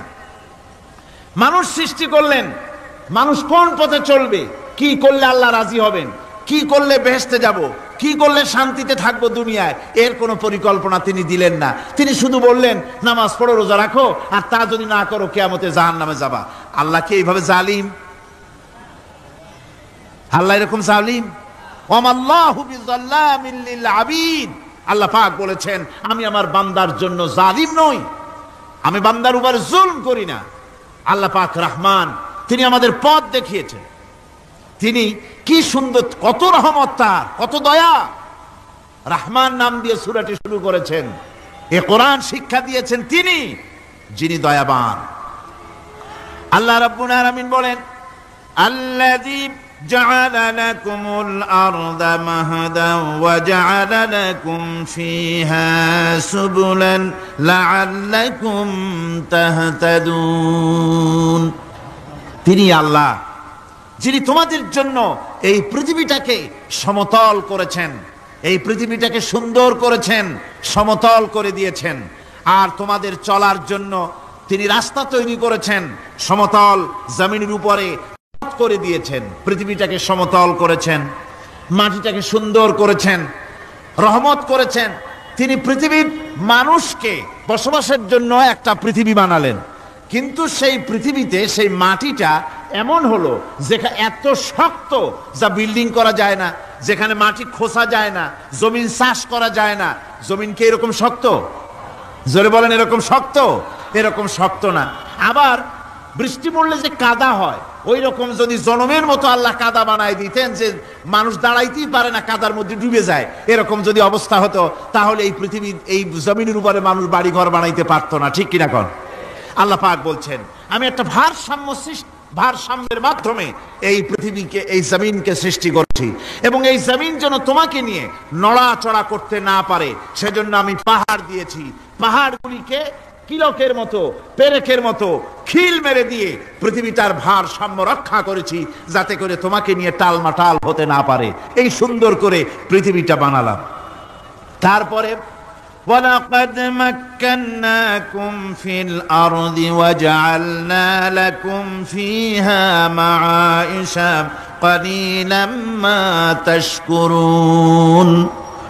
আল্লাহ পাক বলেন আবার দেখো, এই জমিনে আমি তোমাদেরকে প্রতিষ্ঠিত করেছি, আর জমিনের উপরে তোমরা যাতে রুজি রোজগার করতে পারো সে ব্যবস্থাও আমি করে দিয়েছি। জমিন সৃষ্টি করেছি, আবার রুজি রোজগার করবে সে ব্যবস্থাও আমি তোমাদের জন্য করে দিয়েছি। এই পৃথিবী তুমি চাষাবাদ করবে, তাতে ফসল হবে সে ব্যবস্থা করে দিয়েছি, বাড়িঘর বানাবে সে ব্যবস্থা করে দিয়েছি। তারপরে পৃথিবীর এই মাটির নিচে তোমার জন্য সম্পদ রেখেছি, সমুদ্রের ভিতরে, নদীর ভিতরে, সেখানেও তোমার জন্য সম্পদ রেখেছি। আমি রহমান, সব প্রয়োজন মিটিয়েছি। শুধু এর জন্য নয় যে সৃষ্টি করলাম, ইবাদত করলাম আর জাহান্নামে পাঠিয়ে দিলাম, তা তো না। তোমাকে আমি সৃষ্টি করেছি, তোমার প্রয়োজন, যত প্রয়োজন তোমার ছিল জীবনে, সমস্ত প্রয়োজনগুলি আমি মিটিয়েছি। আল্লাহ পাক বলছেন, ওয়া হুয়াল্লাযী সাখখারাল বাহরা লিতাকুনু মিনহু লাহমান তারিয়ান ওয়া তাস্তাখরিজু মিনহু হিলিয়াতান তালবাসুনাহা। আল্লাহ পাক বলেন, এই সমুদ্রকে আমি আল্লাহ তোমার নিয়ন্ত্রিত, তোমার নিয়ন্ত্রণাধীন করে দিয়েছি সমুদ্রকে, আর তার ভিতরে তাজা মাংস, তাজা গোশত তোমার জন্য রেখেছি, খাবার রেখেছি। আবার তুমি পরিধান করতে পারো এমন জিনিসও, ব্যবহারের জিনিস সমুদ্রের মধ্যে রেখে দিয়েছি। তার মানে হলো সমুদ্রের ভেতরে, তার ভিতরে মাছ রয়েছে, টাটকা মাছ আছে, মণিমুক্তা আছে। স্থলভাগে পৃথিবীর মাটির উপরে যত জিনিস আছে, যত নিয়ামত আছে, সমুদ্রের তলদেশে তার কোনো অংশে কম নাই, বরং তার থেকে আরো বেশি আছে। মাটির উপরে যত নিয়ামত আছে, সম্পদ আছে, মাটির তলায় তার থেকে কোনো অংশে কম নাই। অনেক নিয়ামত মাটির তলায় আছে, খনিজ দ্রব্যগুলি মাটির তলায় থাকে। সমুদ্রের তলদেশে অসংখ্য নিয়ামত আল্লাহ রাব্বুল আলামিন রেখেছেন। বলছেন, আমি হচ্ছে রহমান, আমার দয়ায় ভরা, আমি তোমার সমস্ত প্রয়োজন আমি আমার দয়া দিয়ে আমি মিটিয়েছি। আমার ভাইরা, আল্লাহ সুবহানাহু ওয়া তাআলা তিনি হচ্ছেন রহমান, তিনি হচ্ছেন রহমান। জোরে বলেন, তিনি কি? দয়ার সাগর, যিনি মানুষের সমস্ত প্রয়োজন মিটিয়েছেন, তিনি কোরআন অবতীর্ণ করেছেন।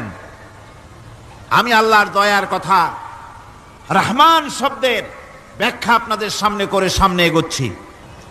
আল্লাহ পাক বলছেন যে আমি এই পৃথিবী সৃষ্টি করলাম, মাটিতে তোমাদের জন্য চতুষ্পদ জন্তু সৃষ্টি করেছি, বাতাসের উপরে পাখিরা সাঁতার কাটছে, আর পানির ভিতরে মৎস্যরাজি রয়েছে। এ সমস্ত প্রাণীগুলির আত্মরক্ষার জ্ঞান আমি দান করেছি, তারা তোমাদের জন্য উপকার করে। সেই পশুগুলি পশম দিয়ে তোমাদের কাপড় চোপড় তৈরি হয়, তারপরে তার চামড়া তোমরা পরিধান করো। এই পশুগুলিও তোমাদের জন্য আমি এক নিয়ামত হিসেবে দিয়েছি। والأنعام خلقها لكم فيها دفء ومنافع ومنها تأكلون। আল্লাহ সুবহানাহু ওয়া তাআলা বলেন, আমি মানুষের জন্য পশু তৈরি করেছি, চতুষ্পদ জন্তু সৃষ্টি করেছি, যার পশম দিয়ে তোমাদের জন্য শীতের পোশাক তৈরি হয়। আপনারা যে এই যে চাদর গায়ে দেন, কম্বল গায়ে দেন, এগুলো কার পশম? পশুর পশম। পশুগুলির, জন্তুগুলির পশম দিয়ে আপনাদের জামা কাপড়গুলি তৈরি হয়। তারপরে এই পশু আপনাদের জন্য বাড়িতে পাহারা লাগায়।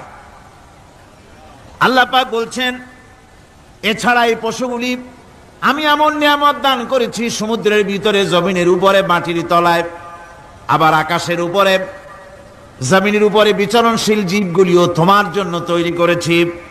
وَتَحْمِلُ أَثْقَالَكُمْ إِلَى بَلَدٍ لَمْ تَكُونُوا بَالِغِيهِ إِلَّا بِشَقِّ الْأَنفُسِ। আল্লাহ পাক বলেন, এই পশুগুলি তোমাদের আরো অনেক উপকারে আসে।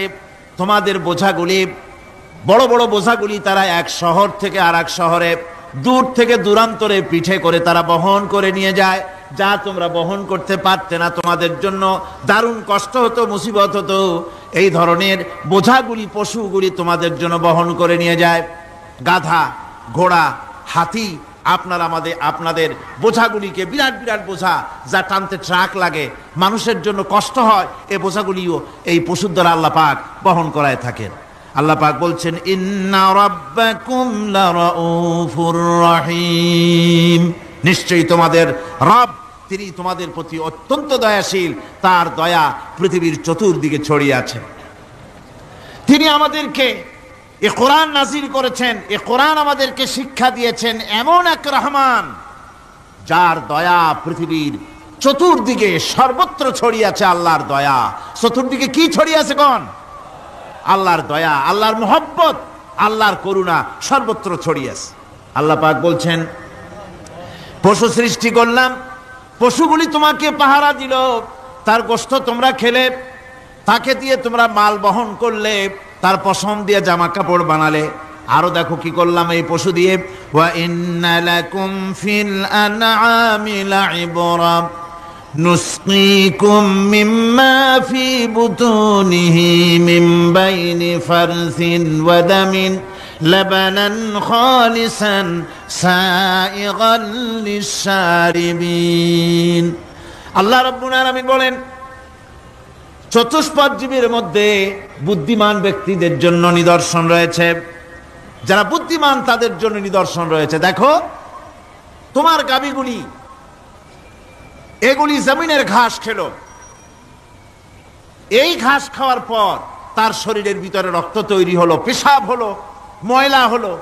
সেই পেশাব, ময়লা, রক্ত ইত্যাদির ভেতর থেকে আমি তোমাদের জন্য দুধ তৈরি করে দিলাম।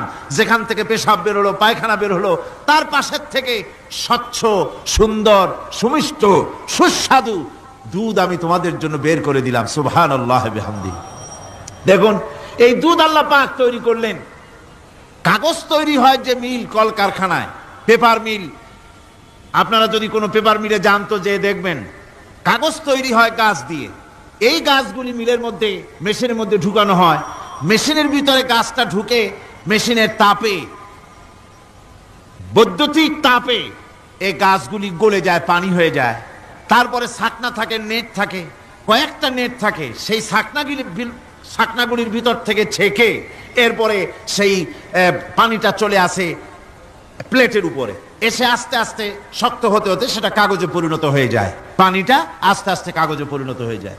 তো এই কাগজ তৈরি করতে গিয়ে কাগজটা থেকে যে ছাকনাগুলি দেওয়া হলো, নেট দেওয়া হলো, যাতে করে কোনো আবর্জনা না যায়, সেজন্য এতগুলি নেট সিস্টেম আছে, এতগুলি ছাকনার সিস্টেম আছে। কিন্তু তারপরেও এত সাবধানতা সত্ত্বেও আমরা দেখি কাগজে লিখতে গেলে কাগজের মধ্যে নিপের সাথে অ্যাক্সিডেন্ট হয়ে যায়, এ ধরনের আবর্জনা কাগজের মধ্যে দুই একটা থেকে যায়। অনেক কাগজের মধ্যে এরকম পাওয়া যায়, যায় কিনা ভাই? এবার আপনি দেখেন, কাগজ তৈরি করার জন্য মিল কলকারখানার ভিতরে, পেপার মিলে এতগুলো নেটের ব্যবস্থা থাকে, ছাকনার ব্যবস্থা থাকে। তারপরেও আবর্জনা কিছু কাগজের মধ্যে চলে আসে, দুই একটা থেকে যায়। কিন্তু ঘাস খেলো, কুটা খেলো, খড় খেলো, ভুসি খেলো, তুষি খেলো, গাবিতে খেলো, খাওয়ার পরে আল্লাহ রাব্বুল আলামিন এ দিয়ে দুধ বানালেন। এ দিয়ে পায়খানা হলো, পেশাব হলো, রক্ত হলো। দুধ যখন দহন করলেন, দুধ দহন করার সময় একটা ঘাসের কণাও কি তার মধ্যে পেয়েছেন? পাওয়া গেছে? যায় নাই। অথচ দুধ থাকে যে বাটের মধ্যে, ওটা কি বলেন? ওলান বলে নাকি? যে ওলানের ভিতরে দুধ থাকে, ওইটা কাটে দেখেন, জবাহ করে, গরু জবাহ করে ওলানটা কাটে দেখেন, ওর ভিতরে কোনো নেট আছে, কোনো জাল আছে, কোনো ছাকনার ব্যবস্থা আছে? কিচ্ছু নাই। সুবহানাল্লাহ কইতে ইচ্ছে করে না ভাইরা? আল্লাহ রাব্বুল আলামিন বলেন, এইভাবে করে পশুর ভিতরে তোমার জন্য কত, এক পশুতে কত উপকার করলাম। গোশত খাওয়ালাম, চামড়া দিয়া জামা বানায় দিলাম। প্রচন্ড শীত পড়ে যেখানে, কানাডায়, ইউরোপে, আমেরিকায় প্রচন্ড শীত পড়ে কোন কোন এলাকায়। দক্ষিণ আমেরিকায়, কানাডার একটা এলাকা আছে যেখানে এবার আমি সফর করে এসেছি। 12 মাস বরফ পড়ে সেখানে, বরফ আর বরফ ছাড়া কিছু নাই। সমস্ত রাস্তাঘাট সব বরফ আর বরফ। সেখানে এই প্রচন্ড শীতের ভিতরে মানুষ কিভাবে থাকবে? সুতা দিয়া তৈরি করা কাপড়ে শীত কিছুতেই মানতে পারে না। আমি তো গেছি এমন এক জায়গায়, কানাডা এবং আমেরিকায় যেখানে ছিলাম, সেখানে শীত ছিল -11 টেম্পারেচার, -11। এখন বোঝেন যে ঠান্ডাটা কি পরিমাণ। মুখের থেকে থুতু ফেললে আপনি চেহারা ফিরাতে পারবেন না, এর মধ্যে আপনার থুতু বরফ হয়ে যাচ্ছে। এই রকমের প্রচন্ড ঠান্ডায় সব রকমের কাপড় চোপড় যা ছিল এগুলো সব কিনে গায়ে দিয়ে আমি 1-3 হয়ে গেছি ফুলিয়া। তারপরেও আমার মনে হচ্ছে ঠান্ডা আমার হাত দিয়ে স্পর্শ করতেছে। তাহলে বরফের দেশ যেটা, এস্কিমোরা যেখানে বাস করে, সেই মানুষগুলির অবস্থা কি? ওই এস্কিমোরা যেখানে বাস করবে, 12 মাস যেখানে বরফ পড়বে, ওই জায়গার মানুষগুলো কি করে কি গায়ে দিয়া বাঁচবে, এ পরিকল্পনা এই চিন্তা দুনিয়ায় কেউ করে নাই, রহমান করেছেন। আল্লাহ রাব্বুল আলামিন পশু তৈরি করেছেন, পশুর গায়ে পশম দিয়েছেন, চামড়া দিয়েছেন। সেই জায়গার মানুষগুলি চামড়া দিয়া জামা তৈরি করে গায়ে লাগায়, শীত ঢোকে না। সুবহানাল্লাহ বিহামদিহি। চামড়া দিয়ে জামা তৈরি হচ্ছে, কাপড় চোপড় তৈরি হচ্ছে। আল্লাহ বলেন এভাবে করে কত কিছু হলো। চামড়া দিয়া জামা বানাইলা, পশম দিয়ে শাল তৈরি করলে, কম্বল তৈরি করলে, গোশতগুলো পাইকারি দরে খাইলে জম্মের খাওয়া। তারপরে হাড্ডিগুলি দিয়ে শাক তৈরি করলে। এই পশু তোমাকে পাহারা দিল বাড়িতে, কুত্তায় সারা রাত পাহারা দেয় তোমার বাড়িতে। কুত্তা আবার পুলিশেও চাকরি করে।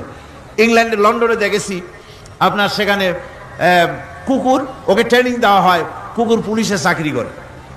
কোনো পুলিশ আছে হাবিলদার, সাব ইন্সপেক্টর, তবে কুত্তা জানে না যে সাব ইন্সপেক্টর কিনা আসে। বিভিন্ন বিভাগ তাকে দেওয়া হয়েছে এবং তারা এত নির্ভরযোগ্য, শুধুমাত্র চোরের ছবি আর তার ব্যবহৃত জামা কাপড় একটুখানি নাকে শুকায় দেবে কুত্তাকে, পুলিশ আর যাওয়া লাগবে না। এই কুত্তা পুলিশই যথেষ্ট। খুঁজা চোর যদি একবার তার নজরে এসে যায় আর ছাড়াছাড়ি নাই, তাকে হাজির করবে, পুলিশের সামনে এনে হাজির করবে। তো এই কুকুর বাড়িতে পাহারা দিচ্ছে আপনার জন্য, তারপরে পুলিশের দায়িত্ব পালন করতেছে। মানুষ মরে গেলে কোথায় মরেছে সেগুলি সন্ধান করে নিয়ে আসতেছে, মাইন কোথায় পোতা আছে তা খুঁজে নিয়ে আসতেছে। কত উপকার আল্লাহ পাক করছেন। আল্লাহ পাক বলছেন, দেখো বান্দা, তোমার জন্য এই ধরনের অসংখ্য নিয়ামত আমি দান করেছি। আর এই নিয়ামতগুলি কার থেকে আসছে? যত নিয়ামত বান্দা তোমার জন্য তুমি পেয়েছো, সমস্ত নিয়ামত আমি আল্লাহ রাব্বুল আলামিনের পক্ষ থেকে এসেছে। সব নিয়ামত কে দিয়েছেন? জোরে বলেন, কে দিলেন? আল্লাহ পাক দিলেন। আল্লাহ পাক বলেন, এইভাবে করে আমি আমার নিয়ামত দিয়া, রহমত দিয়ে তোমাকে আমি সৃষ্টি করেছি, তোমাকে লালন পালন করতেছি। একটি মানুষ যতই সংকীর্ণ এবং অসভ্য জীবন যাপন করুক না কেন, সে পৃথিবীতে যেখানে বসবাস করে সেখানে বসে সে অন্তত তার চতুর্দিকে কত নিয়ামত সে লাভ করতেছে তা সে চিন্তা না করে পারে না। সে যদি চিন্তা করে তাহলে অবশ্যই এগুলি তার জ্ঞানের মধ্যে আসবে। একজন কৃষক, সে নির্জন একটা কুটিরে বাস করে। সে আল্লাহর সৃষ্টি নৈপুণ্যতা বুঝুক আর না বুঝুক, আকাশ কেন সৃষ্টি হলো, জমিন কেন সৃষ্টি হলো, এই কথা যদি জিজ্ঞাসা করা হয় কৃষককে, সে তো ভালো করে তা বুঝবে না। কিন্তু অন্তত এতটুকুন কথা একটা মূর্খ, একজন চাষি যে প্রত্যন্ত একটা অঞ্চলে বাস করে, একটা নিবিড় পল্লীতে বাস করে, অজপাড়াগায় বাস করে, কোনো শিক্ষার আলো পৌঁছায় নাই, স্কুল নাই, কলেজ নাই, বিদ্যুৎ নাই, হসপিটাল নাই, রাস্তা নাই, টেলিফোনের ব্যবস্থা নাই, এমন একটা জায়গায় একটা নিরেট, একটা মূর্খ, একটা চাষি একটা ঘরের মধ্যে বাস করে। সে পৃথিবীর আল্লাহর সৃষ্টি নৈপুণ্যতা আর কিছু বুঝুক আর না বুঝুক, এতটুকুন কথা তো সে বোঝে যে আমি যদি অসুস্থ হই তাহলে এই গাছপালার পাতা শিকড় বেটে খেলে আমি রোগমুক্ত হয়ে যাই। আমি প্রচন্ড রোদ্রে যখন পুড়ি গাছের তলায়, আমি ছায়া নিলে পরে আমি তখন আরাম পাই, ঠান্ডা পাই। এই গাছগুলি তার তরুণ বয়সে আমাকে ফল দেয়, গাছ যখন বড় হয় তখন সে আমাকে ছায়া দেয়। এই গাছের তক্তাগুলি দিয়ে, গাছ দিয়ে কাঠ হয়, তা দিয়ে তক্তা হয়, তা দিয়ে খুঁটি হয়, তা দিয়ে আড়া হয়, তা দিয়ে নৌকা হয় ইত্যাদি সে বুঝতে পারে। তাছাড়া এই গাছ যখন বুড়ো হয়ে গেল, শুকিয়ে গেল, তখন এই গাছ দিয়ে আগুন জ্বালায়া আমি রান্না বান্না করি। গাছ এত আমার উপকার করছে, তার দ্বারা উত্তাপ পাই, আলো পাই, এত কিছু পাই। একটা মূর্খ লোকও চিন্তা করলে এতগুলি জিনিস সে অনুভব করতে পারে এবং এরপরে তার চিন্তা চলে যায় যে এই সমস্ত নিয়ামত এমনি এমনি হয় নাই, নিঃসন্দেহে একজন এগুলি সৃষ্টি করেছেন, তার নাম আল্লাহ। তার নাম কি? তার নাম রহমান। যারা বলেন তার নাম কি? রহমান। তিনি সৃষ্টি করেছেন, তিনি এগুলি দান করেছেন। এই বৃক্ষরাজি আল্লাহ পাক বলছেন, নিল্লাযী জাআলা লাকুম মিনাশ শাজারিল আখদারি নারান ফাইযা আনতুম মিনহু তুকিদুন। আল্লাহ রাব্বুল আলামিন বলেন, সেই দয়াময় আল্লাহ রাব্বুল আলামিন গাছ সৃষ্টি করেছেন আর এই গাছগুলি সৃষ্টি করে দিয়েছেন তোমাদের কাজের জন্য, যা দিয়ে তোমরা আগুন জ্বালাও, চুলা জ্বালাও, রান্না বান্নার কাজ করো। ওয়া রাহমাতি ওয়াসিআত কুল্লা শাই, আমার রহমত ঘিরে আছে আমার গোটা পৃথিবীকে, সর্বত্র আমার রহমত আর রহমত। এই কোরআন শরীফ শিক্ষা দিয়েছেন তিনি, আর রহমান আল্লামাল কোরআন, এই কোরআন শিক্ষা দিয়েছেন সেই মহান আল্লাহ রাব্বুল আলামিন, যিনি হচ্ছেন রহমান, যার দয়া দিয়ে গোটা পৃথিবী পরিব্যাপ্ত হয়ে আছে। এক মুহূর্তের জন্য চিন্তা করুন, এক মুহূর্তের জন্য চিন্তা করুন, আল্লাহ পাকের দয়া যদি না থাকতো তাহলে কি অবস্থা হতো? এই পৃথিবী আছে কিন্তু কোনো সৌন্দর্য নাই, আকাশ আছে কিন্তু কোনো তারকা নাই, তারকা আছে কিন্তু তাতে কোনো আলো নাই, গাছ আছে কিন্তু তাতে কোনো সবুজ শ্যামলিমা নাই, আওয়াজ আছে কিন্তু তাতে কোনো সুর নাই, মানুষ আছে কিন্তু তার দেহের মধ্যে কোনো ঐক্য নাই। এই জাতীয় একটা পৃথিবীর চিন্তা মানুষ করতে পারে না, এটা একটা কবরস্থানের মতো অবস্থা হয়ে যাবে। আল্লাহ পাক বলছেন, দেখো আকাশ বানাইছি, আবার সেই আকাশ দেখতে যেন সুন্দর হয় সেজন্য তারকা প্রদীপ দিয়ে আকাশকে সাজাইছি। যেরকম সুবহানাল্লাহ। আল্লাহ রাব্বুল আলামিন বলেন, ওয়ালাকাদ যায়্যানাস সামাআদ দুনিয়া বিমাসাবিহ। আল্লাহ পাক বলেন, এই দুনিয়ার আকাশ খানিকে তারকা প্রদীপ দিয়া সাজায় রেখেছি মনের মতন। দেখো তুমি তাকাইয়া, কি সুন্দর করে নয়ন অবিরাম দৃশ্য আকাশ বানালাম, চতুর্দিকে তারকা রাত্রে ফুটে উঠল, যা দেখলে মানুষের নজর, মানুষের সুন্দর, তার চক্ষু শীতল হয়ে যায়। জোরে বলেন সুবহানাল্লাহ। সুন্দর করে এই আকাশটাকে আমি সাজিয়েছি। তারপরে আল্লাযী খালাকা সাবআ সামাওয়াতিন তিবাকা মা তারা মিন খালকির রহমানি মিন তাফাবুত। স্রষ্টা তিনি সপ্ত আকাশ রচিলেন থরে থরে, কোনো ত্রুটি হেরিবে না তার পূর্ণ সৃজন পরে। চাহো তুমি তার সৃষ্টি পানে, দেখো কিছু ভুল চোখ, ফিরাও তোমার নয়ন খানি, ফিরাও তোমার মুখ। অক্ষমহীন দৃষ্টি তোমার সৃষ্টিতে পাবে ফাঁকি, ফিরাও তোমার নয়ন খানি, ফিরাও কাঙ্গালাখি। আল্লাহ পাক বলেন, আমার আকাশের দিকে তাকাও, বারবার তাকাও, সূর্যের দিকে তাকাও, চন্দ্রের দিকে তাকাও, গাছপালার দিকে তাকাও, তাকায় দেখো কোনো ভুল আছে নাকি, ভালো করে দেখো কোনো ভুল আছে নাকি। আল্লাহ পাক বলেন, আবার তাকাও। দেখতে দেখতে তোমার চক্ষু দুর্বল হয়ে তোমার কাছেই ফিরে আসবে, আমার সৃষ্টি নৈপুণ্যতার ভিতরে কোনো ভুল পাবে না। সুবহানাল্লাহ। একজন দরবেশ সাহেব, তিনি একবার এই সূরার পড়তেছিলেন, মুখস্থ তেলাওয়াত করতেছিলেন, একটা গাছের তলায় বসে, একটা বট গাছের তলায় বসে এটা তেলাওয়াত করতেছিলেন। যখন তিনি পড়লেন, হাল তারা মিন ফুতুর, আমার সৃষ্টি নৈপুণ্যতার ভিতরে কোনো ভুল পাওয়া যায় নাকি? দরবেশ সাহেব চিত হয়ে শুয়ে শুয়ে তেলাওয়াত করতেছেন আর বলছেন, আল্লাহ রাব্বুল আলামিন, তোমার সৃষ্টি নৈপুণ্যতার ভিতরে কোনো ভুল ধরার ক্ষমতা তো কোনো মানুষের নাই। তবে একটা জিনিস আমার নজরে পড়ল, এই যে বিরাট বট গাছটা, পৃথিবীতে যত গাছ আছে যেমন গাছ তেমন ফল, তাল গাছটা যেমন ফলও তেমন, নারকেল গাছটা যেমন ফলটাও তেমন, কিন্তু এত বড় বিশাল বট গাছ ফল হতেছে ছোট্ট ছোট্ট ট্যাবলেটের মতো। গাছটা যেমন ফলটা তেমন হয় নাই। আল্লাহ এটা ভুল না, তুমি বলেছো যে দেখো কোনো ভুল টুল আছে নাকি, তুমি ভুল তো না, আমার চোখে এটা লাগলো, যেমন গাছ তেমন ফল হয় না। দরবেশ সাহেব চিত হয়ে শুয়ে শুয়ে তেলাওয়াত করছেন, মনের মধ্যে এই চিন্তা আসলো, গাছটা যেমন তেমন ফলটা হলো না। দরবেশ সাহেব বলেন, এই চিন্তা করতেছি, হঠাৎ করে একটা দমকা হাওয়া বয়ে গেল, ডালে ডালে বাড়ি লেগে গেল, একটা আদা পাকা বটের ফল অনেক উপর থেকে বৃন্তচ্যুত হয়ে চট করে এসে আমার নাকের উপরে ফট করে পড়ল। নাকের উপরে এমন ভাবে পড়ছে, নাকটা জ্বলে উঠছে। আমি সেজদায় পড়ে গেলাম। দরবেশ সাহেব বলেন, আমি সেজদায় পড়ে গেলাম, চোখের পানি ফেলে আল্লাহর দরবারে মাপ চাইলাম, বললাম, রব্বুল আলামিন, তোমার কোন জিনিসের ভিতরে কোনো খুঁত নাই, নিখুঁত জিনিস তুমি বানাইছো, কোনো ভুল নাই। আমি চিন্তা করেছিলাম নারকেল গাছ যেমন তার ফলও তেমন, তাল গাছ যেমন তার ফলও তেমন, বট গাছটা যেমন তেমন ফল, আমার আন্দাজ মতো, আমার চিন্তা মতো যত বড় বট গাছ অত বড় ফলটা যদি হতো, বটের ফলটা যে পজিশন নিয়ে আমার নাকে পড়েছিল, গাছ যেমন ফল তেমন হলো, নাকও যেত আমার মাথাও যেত। আল্লাহ রাব্বুল আলামিন বলেন, দেখো বান্দা, আমার সৃষ্টি নৈপুণ্যতার মধ্যে কোনো ভুল পাবে না। সুবহানাল্লাহ বিহামদি, কোনো ভুল নাই। বারবার তাকাও, কোনো ভুল পাবে না। আল্লাহ সুবহানাহু ওয়া তাআলা সুন্দর করে বানিয়েছেন, যা দেখবেন শুধু সুন্দর আর সুন্দর। সুবহানাল্লাহ বলে, শুধুই সুন্দর। ফুলের সৌন্দর্য দেখেন, গাছের সৌন্দর্য দেখেন, জমিনের সৌন্দর্য দেখেন, পাখির সৌন্দর্য দেখেন।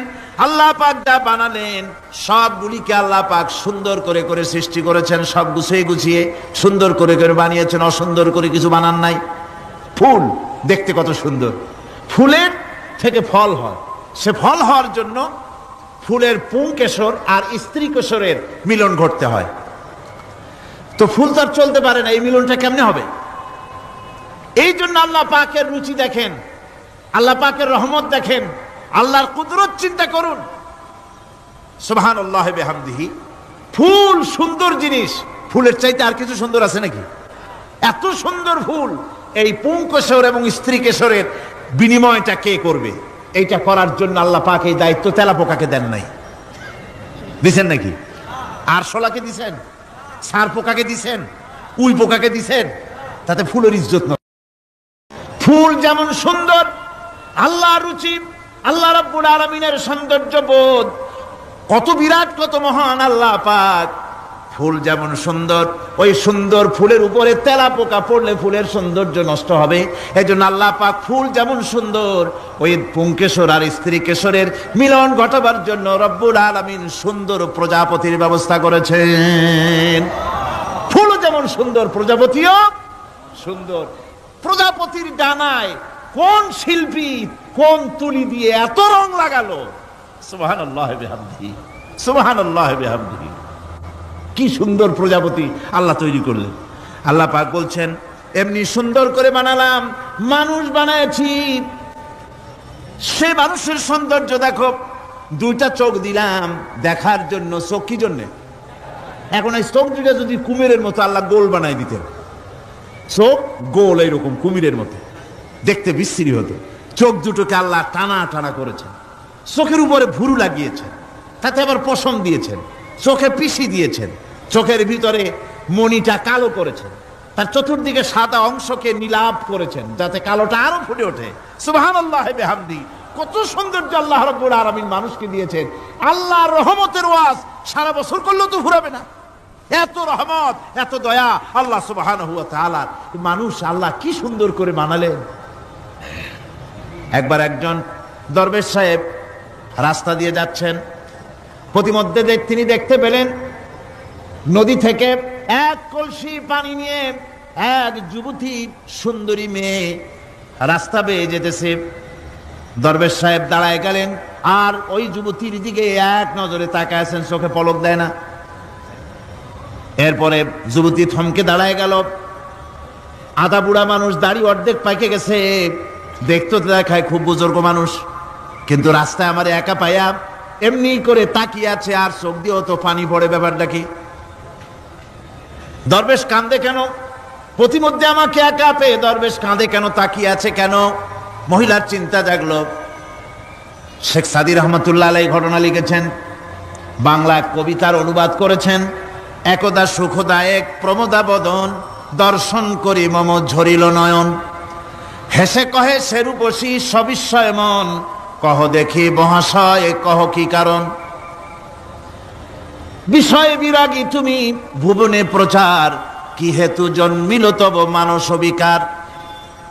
যুবতী মেয়েটি বলছে, ওগো দরবেশ সাহেব, হুজুর সাহেব, আমি একটা যুবতী মেয়ে লোক, রাস্তায় আমাকে একা পেয়ে আপনি আমার দিকে তাকায় আছেন আর কাঁদতেছেন। এই বৃদ্ধ বয়সে ভীমরতি হলে কেন? আমাকে দেখে কাঁদেন কেন আর এক নজরে কেন তাকায়ছেন?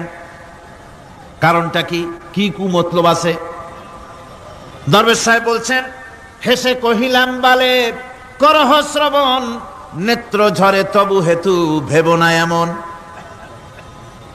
হে রূপসী মেয়ে, তোমার জন্য আমি কান্দি, একথা একবারও চিন্তা করো না। যে শিল্পী রচিল এই সুধাংশু বদন, তাহার তরে ঝরে নেত্র নয়নে জীবন। তোমার প্রেম পাওয়ার জন্যে, তোমাকে দেখে লোবাতুর এবং কামুক হয়ে তোমার দিকে তাকায় কান্দি, একবারও ভেবো না। আল্লাহর কসম, আমি কাঁদতেছি তোমার এত সুন্দর স্বাস্থ্য আর চেহারা যে আল্লাহ রাব্বুল আলামিন বানায় দিলেন, না জানি সেই আল্লাহ কত সুন্দর। যার সৃষ্টি এত সুন্দর সে আল্লাহ রাব্বুল আলামিন না জানি কত সুন্দর। আল্লাহ পাক সেই সুন্দর আল্লাহ রাব্বুল আলামিনকে দেখার তৌফিক যেন আমরা পাই। জোরে কোন আমিন, আরো জোরে বলেন আমিন। আল্লাহ পাক বলছেন, আমি সুন্দর করে সব তৈরি করে দিয়েছি। বুঝবে তারা যারা চিন্তাশীল, যারা গবেষণা করে।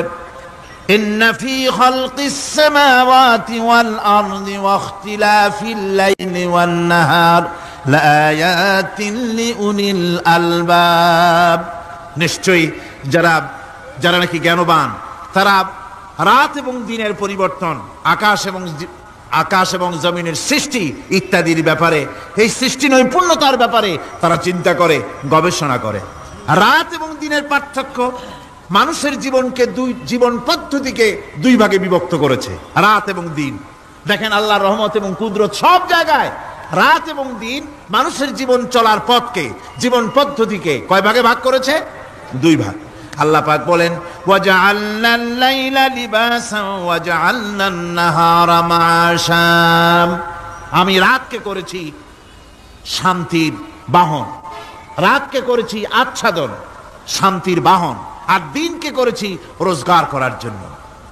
দিনের বেলায় রোজগার করবে, কামাই রুজি করবে, কল কারখানায় যাবে, খেতে খামারে যাবে, অফিস আদালতে যাবে, কাজ কাম করবে। এ কাজ করে করে শরীরের ভিতরে ক্লান্তি আসে, অবসাদ এসে যায়। আল্লাহ রাব্বুল আলামিন বলেন, আমি আবার রাত বানালাম। ওই রাতের বেলায় মানুষ যখন ঘুমায় যায়, এই ঘুম তার সমস্ত অবসাদ আর ক্লান্তি দূর করে দিয়ে সকাল বেলায় আবার তাজা মানুষ করে, সমস্ত একেবারে পরিপূর্ণ কর্মক্ষম একজন মানুষে তাকে পরিণত করে দেয়। রাতটাকে আচ্ছাদন করে দিয়েছি, দিনের কোলাহল মুক্ত রাত। সূর্যের আলোর ঝলকানি, তীব্র আলো নাই, চিৎকার নাই, আওয়াজ নাই।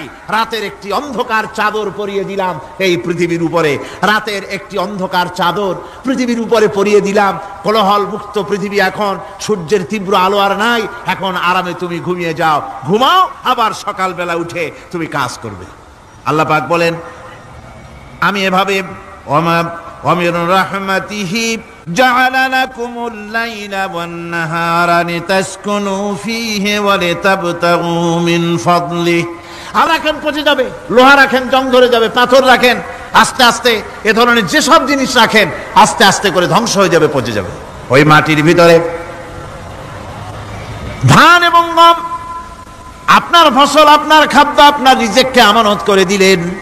আল্লাহ পাক ওটাকে হেফাজত করলেন। এরপরে ওর ভিতর থেকে পাতা অঙ্কুরিত হয়ে বেরিয়ে এলো। এখন কেউ যদি বলে, আল্লাহ যদি পানি না দেন, আল্লাহ যদি বৃষ্টিটা না দেন, তাহলে আমার অসুবিধাটা কি? আল্লাহ বলেন, দেখো বৃষ্টিটা তো আমি দিলাম। বৃষ্টিটা কে দিলেন? আল্লাহ পাক বলেন, আফারাআইতুমুল মাআল্লাযী তাশরাবুন আআনতুম আনজালতুমুহু মিনাল মুজনি আম নাহনুল মুনজিলুন। তোমরা যে পানি পান করো, আকাশ থেকে পানিটা কে বর্ষণ করে? তুমি করো না, আমি করি? কে করে? জোরে কোন? আল্লাহ পাক বলছেন, আমি পানি বর্ষণ করি। সেই পানিটা, এই যে বঙ্গোপসাগরের পানি, আপনাদের কর্ণফুলীর পানি, মিষ্টি না নোনা? কি পানি? জোরে কোন? এই নোনা পানি আকাশে উঠলো। আল্লাহ পাক বলেন, ইচ্ছে যদি করতাম, লাউ নাশাউ জাআলনাহু জাজান ফালাউলা তাশকুরুন। পানি উঠালাম, নোনা পানি, ইচ্ছে করলে লবণাক্ত অবস্থায় অবতীর্ণ করে দিতে পারতাম, জমিনের ফসল সব নষ্ট হয়ে যেত। কিন্তু আমি নোনা পানি উঠাইয়া ওই পানিগুলিকে মিষ্টি করে আমি নাজিল করে, জোরে কান সুবহানাল্লাহ, মিষ্টি পানি অবতীর্ণ করে দিলাম। এখন মানুষ বলে, আল্লাহ পানি না দিলে কি হইতো? আমাদের খাল আছে, বিল আছে, সাগর আছে, নদী আছে, পুকুর আছে, হাওড় আছে, টিউবওয়েল আছে, ডিপ টিউবওয়েল আছে, আল্লাহ বৃষ্টি না দিলে তো কি হয়ে গেল আমাদের? আল্লাহ পাক জবাব দিয়েছেন, কুল আরাআইতুম ইন আসবাহা মাউকুম গাওরান ফামান ইয়াতিকুম বিমাইন মাইন। বলো দেখি, সবে শুকাইয়া যদি যায় এই জমিনের পানি, তাহলে হেথায় তটুডির ধারা কে দিবে সবারে আনি? টিউবওয়েলের পানি, পাতালের পানি, দরিয়ার পানি, সাগরের পানি, হাওরের পানি, বিলের পানি সব যদি আমি আল্লাহ শুকায় দেই, আমি আল্লাহ ছাড়া এমন কোন শক্তি আছে যে মরা গাঙ্গে নতুন করে পানির জোয়ার এনে দিতে পারে? আছে কেউ? কেউ নাই। আল্লাহ পাক বলেন, দেখো আমার রহমত, এভাবে করে আমি পানি দিলাম, বৃষ্টি দিলাম, এবার গাছ উঠলো, বীজ বপন করছিলাম, গাছ উঠলো। আনতুম আনশাতুম শাজারাতাহা আম নাহনুল মুনশিউন। মাটি থেকে এই গাছকে কে উদ্গত করে দিল? হয় বেটা, কে দিল? তুমি দিছো না আমি দিয়েছি? কে দিয়েছে? জোরে কর, জোরে চিল্লা এখন, কে দিল? আল্লাহ পাক বলেন, গাছ উদ্গত করে দিলাম, গাছ এবার বড় হলো। এই গাছ আল্লাহ রাব্বুল আলামিন এই গাছ তৈরি করলেন। এই গাছ শুধু আপনার জ্বালানি দেয় না, গাছ শুধু ফল দেয় না, এই গাছ মানুষের জন্য, গাছ হচ্ছে বন্ধু। মানুষের জন্য গাছ কি? জোরে কোন কি? বন্ধু। সেই বন্ধুরে জন্মের কাটা কাটবেন নাকি? এই গাছ তৈরি হচ্ছে। গাছ বন্ধু কি করে? গাছ বন্ধু হচ্ছে আমরা যে শ্বাস প্রশ্বাস নেই, মুখের থেকে নাকের থেকে যে শ্বাসটা ফেলি, সেটা হচ্ছে আমরা গ্রহণ করি বাতাস থেকে অক্সিজেন, ছেড়ে দেয় কার্বন ডাই অক্সাইড। এটা হচ্ছে বিষ। এটা কি? আমরা নিলাম পরিশুদ্ধ অক্সিজেন, নিলাম, ছেড়ে দিলাম এটাকে বিষ করে, এই বিষটা ছড়িয়ে গেল। এখন এই বিষ যদি আল্লাহ পরিশুদ্ধ করার কোন ফ্যাক্টরি না বানাতেন, তাহলে পৃথিবীর সমস্ত প্রাণী মরে যেত। সুবহানাল্লাহ কইতে ইচ্ছে করে না? আল্লাহ পাক কি ব্যবস্থাটা করলেন! কোন দুনিয়ায় ফ্যাক্টরি নাই, মানুষ যে বিষাক্ত করে দেয় আবহাওয়াকে, সেটাকে রিফাইন করার ব্যবস্থা মানুষের কাছে নাই। আল্লাহ ব্যবস্থা করেছেন কি? আল্লাহ পাক গাছ বানায় দিলেন, গাছের সবুজ শ্যামল রং, ঘাসের সবুজ শ্যামল রং, তার খাদ্য হতেছে আপনি যেটা ছেড়ে দেন, আপনার জন্য যেটা বিষ, সেটা হচ্ছে তার জন্য খাদ্য। কার্বন ডাই অক্সাইড গাছ টেনে নেয়, সারা রাত টানতে থাকে, অক্সিজেন থেকে, বাতাস থেকে সারা রাত টানতে থাকে, কার্বন ডাই অক্সাইড খাবার হিসাবে সে টেনে নেয়। আর দিনের বেলা যখন রোদ ওঠে, সূর্যের উত্তাপ আর গাছের সবুজ রং দুটোতে মিলে এক প্রকারের রন্ধন ক্রিয়া হয়, রাঁধা হয়। সেই রান্নার মাধ্যমে গাছের ভিতর থেকে গাছ আবার অক্সিজেন মানুষের জন্য, প্রাণীর জন্য ছেড়ে দেয়। সুবহানাল্লাহ। তো গাছ আপনার জন্য বন্ধু। একদিকে গাছ আপনার এই কাজ করলো, ফার্নিচার বানাইলো, ছায়া দিল, ফল দিল। আল্লাহ পাক বলেন, এই গাছগুলি কে তৈরি করলো? মিয়া তুমি করছো না আমি করছি? আমি আমার রহমত দিয়ে তোমারে গাছ বানাই দিলাম। এরপরে ফসল দিলাম, ফসল হলো, তোমার তরি তরকারি হলো, সবকিছু তোমার হয়ে গেল। এবার ফসল দেখা মানুষে যখন দেখে জমিনে বড় বড় ধানের গোছা হয়েছে, মোটা মোটা ধানের গোছা হয়েছে, মোছে তখন তেল মাখে আর নতুন নতুন গানের আয়োজন করে। এবার ফসল বেশি হয়েছে, গান, থিয়েটার, বাজনা, গুনাগার বিবি, কত রকমের গানের ব্যবস্থা করে ফেলে। জমিনে ফসল আর মোছে তেল মাখে আনন্দে। আল্লাহ রাব্বুল আলামিন বলেন, লাউ নাশাউ লাজআলনাহু হুতামান ফাযালতুম তাফাক্কাহুন। আমি যদি ইচ্ছে করি তোমার জমিনের সমস্ত ফসলটাকে আমি সম্পূর্ণ কুটায় পরিণত করে দিতে পারি, তুষে পরিণত করে দিতে পারি। পারেন না? ধানের ভিতরে আল্লাহ যদি চাউল না দেন, তাহলে সব তুষ হয়ে যাবে না? তখন কি করবেন আপনারা? কি করবেন? কোন বাংলাদেশ তখন হরতালের দেশ। যখন আপনি দেখলেন যে জমিনে ধানে এবার সব তুষ হইছে, তখন আল্লাহর বিরুদ্ধে হরতাল করেন। লাভ হবে কিছু? লাভ হবে? আল্লাহর বিরুদ্ধে আপনারা অনশন ধর্মঘট করেন, লাভ হবে কিছু? কোনো লাভ হবে না। আল্লাহ রাব্বুল আলামিন বলেন, কোনো লাভ হবে না, বরং তোমরা তখন বলবে ইন্না লামুগরামুন, বাল নাহনু মাহরুমুন। কপালে তখন আঘাত করবে, পরাঘাত করতে থাকবে আর বলবে যে আরে কপাল পোড়া হয়ে গেলাম, হতভাগ্য হয়ে গেলাম, বঞ্চিত হয়ে গেলাম, আল্লাহর রহমত থেকে সর্বনাশ হয়ে গেল। তখন কপালে আঘাত করা ছাড়া আর কিছুই করতে পারবে না। আল্লাহর বিরুদ্ধে মিছিল চলে না, সমাবেশ চলে না, বিক্ষোভ চলে না, হরতাল চলে না। মহান আল্লাহ রাব্বুল আলামিন বলছে দেখো এইভাবে করে তোমার ফসলের ব্যবস্থা আমি আল্লাহ করেছি। আমি রহমান, আমি আল্লাহ পাক কি এমন রহমান। আজ জমিনে ফসল বৃদ্ধির জন্য ইউরিয়া, সুপার সালফেট, সালফার সারের ব্যবস্থা হয়েছে, নানান জাতের সারের ব্যবস্থা হয়েছে। যখন এই সার মানুষ তৈরি করতে শেখে নাই, আবহমান কাল থেকে এই জমিনের জন্য সারের ব্যবস্থা কে করেছেন জোরে কোন?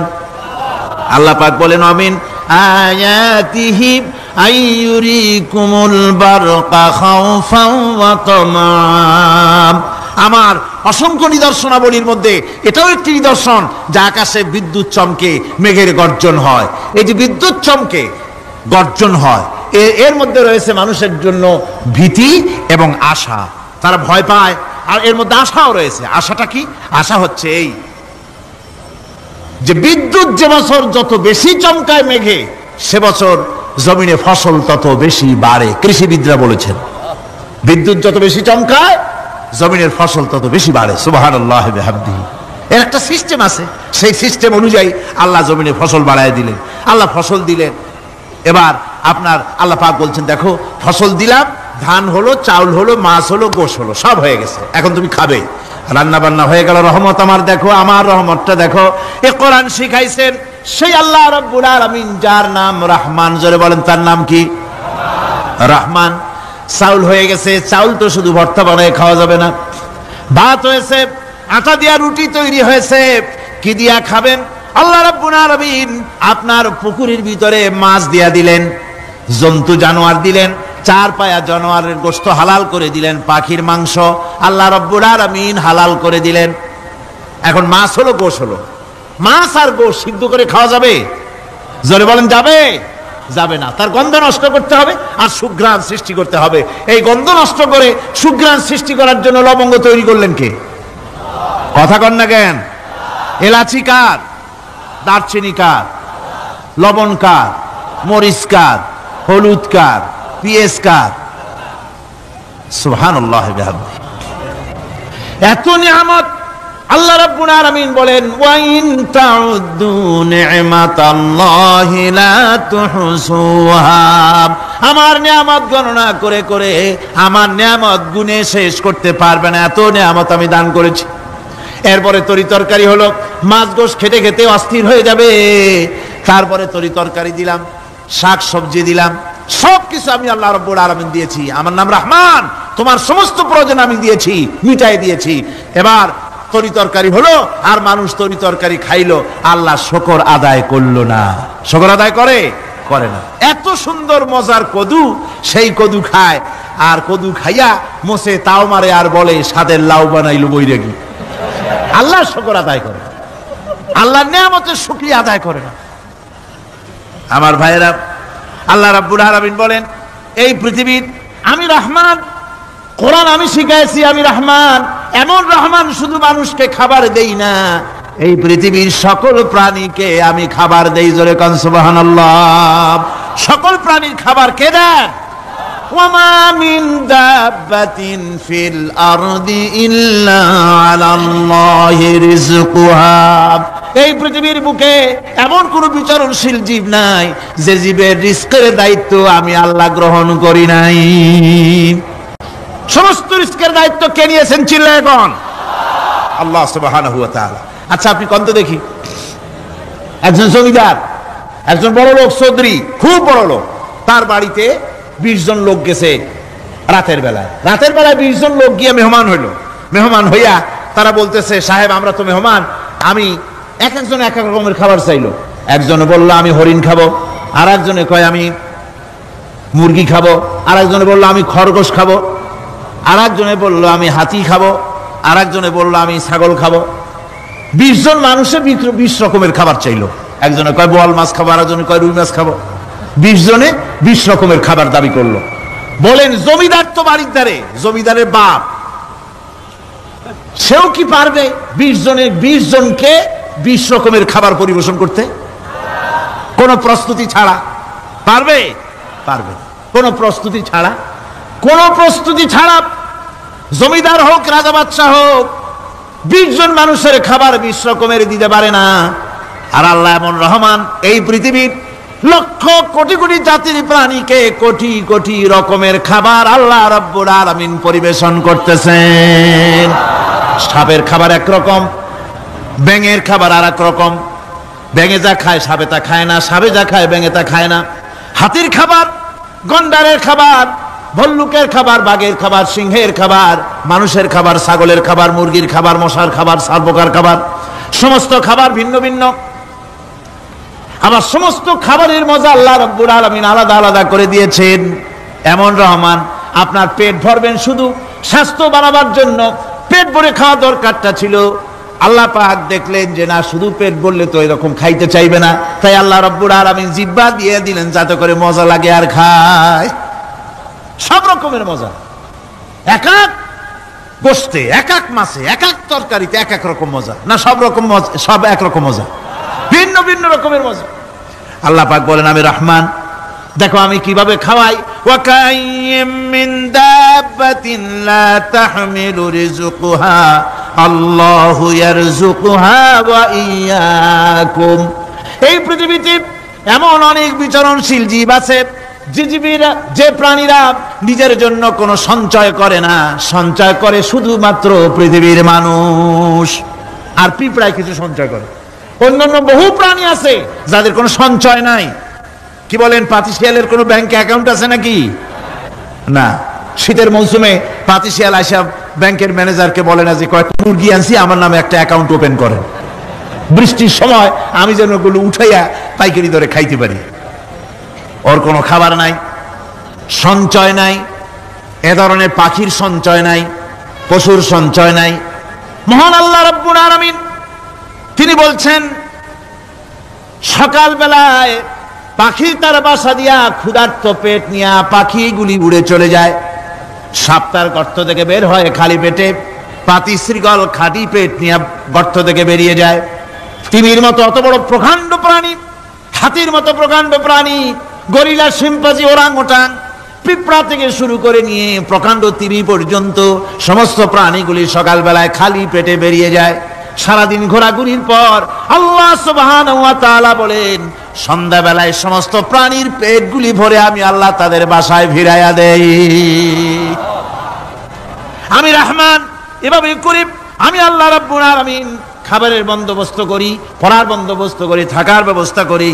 ইয়া আইয়ুহান নাসু যকুরু নি'মাতাল্লাহি আলাইকুম হাল মিন খালিকিন গায়রুল্লাহ ইয়ারযুকুকুম মিনাস সামাই ওয়াল আরদ। ও পৃথিবীর মানুষেরা, ওই আল্লাহর স্মরণ করো, আল্লাহর নিয়ামতের শুকরিয়া আদায় করো যে আল্লাহ তোমাকে আকাশ থেকে জমিন থেকে রিজিক দেন। ওই আল্লাহ ছাড়া আছে কি কেউ যে তোমাকে আকাশ থেকে রিজিক দেয়, জমিন থেকে রিজিক দেয়?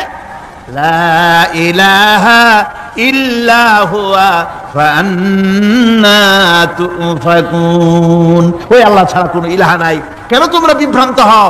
সেই আল্লাহর দিকে ফিরে আসো। আল্লাহ বলছেন, এভাবে আমি সমস্ত পৃথিবীর মানুষের রুজি রুটির বন্দোবস্ত করি, সমস্ত প্রাণীর রুজি রুটি ব্যবস্থা করি। আমি সেই রহমান। সুবহানাল্লাহ বিহামদি। ওয়া ইলাহুকুম ইলাহু ওয়াহিদ লা ইলাহা ইল্লা হুয়ার রহমানুর রহিম। এই হচ্ছেন তোমাদের আল্লাহ। সুবহানাল্লাহ। আল্লাহ বলছেন, ওয়া ইলাহুকুম ইলাহু ওয়াহিদ, তিনি হচ্ছেন এক আল্লাহ, এক ইলাহ, যিনি ছাড়া কোনো ইলাহ নাই। তিনি হচ্ছেন রহমান।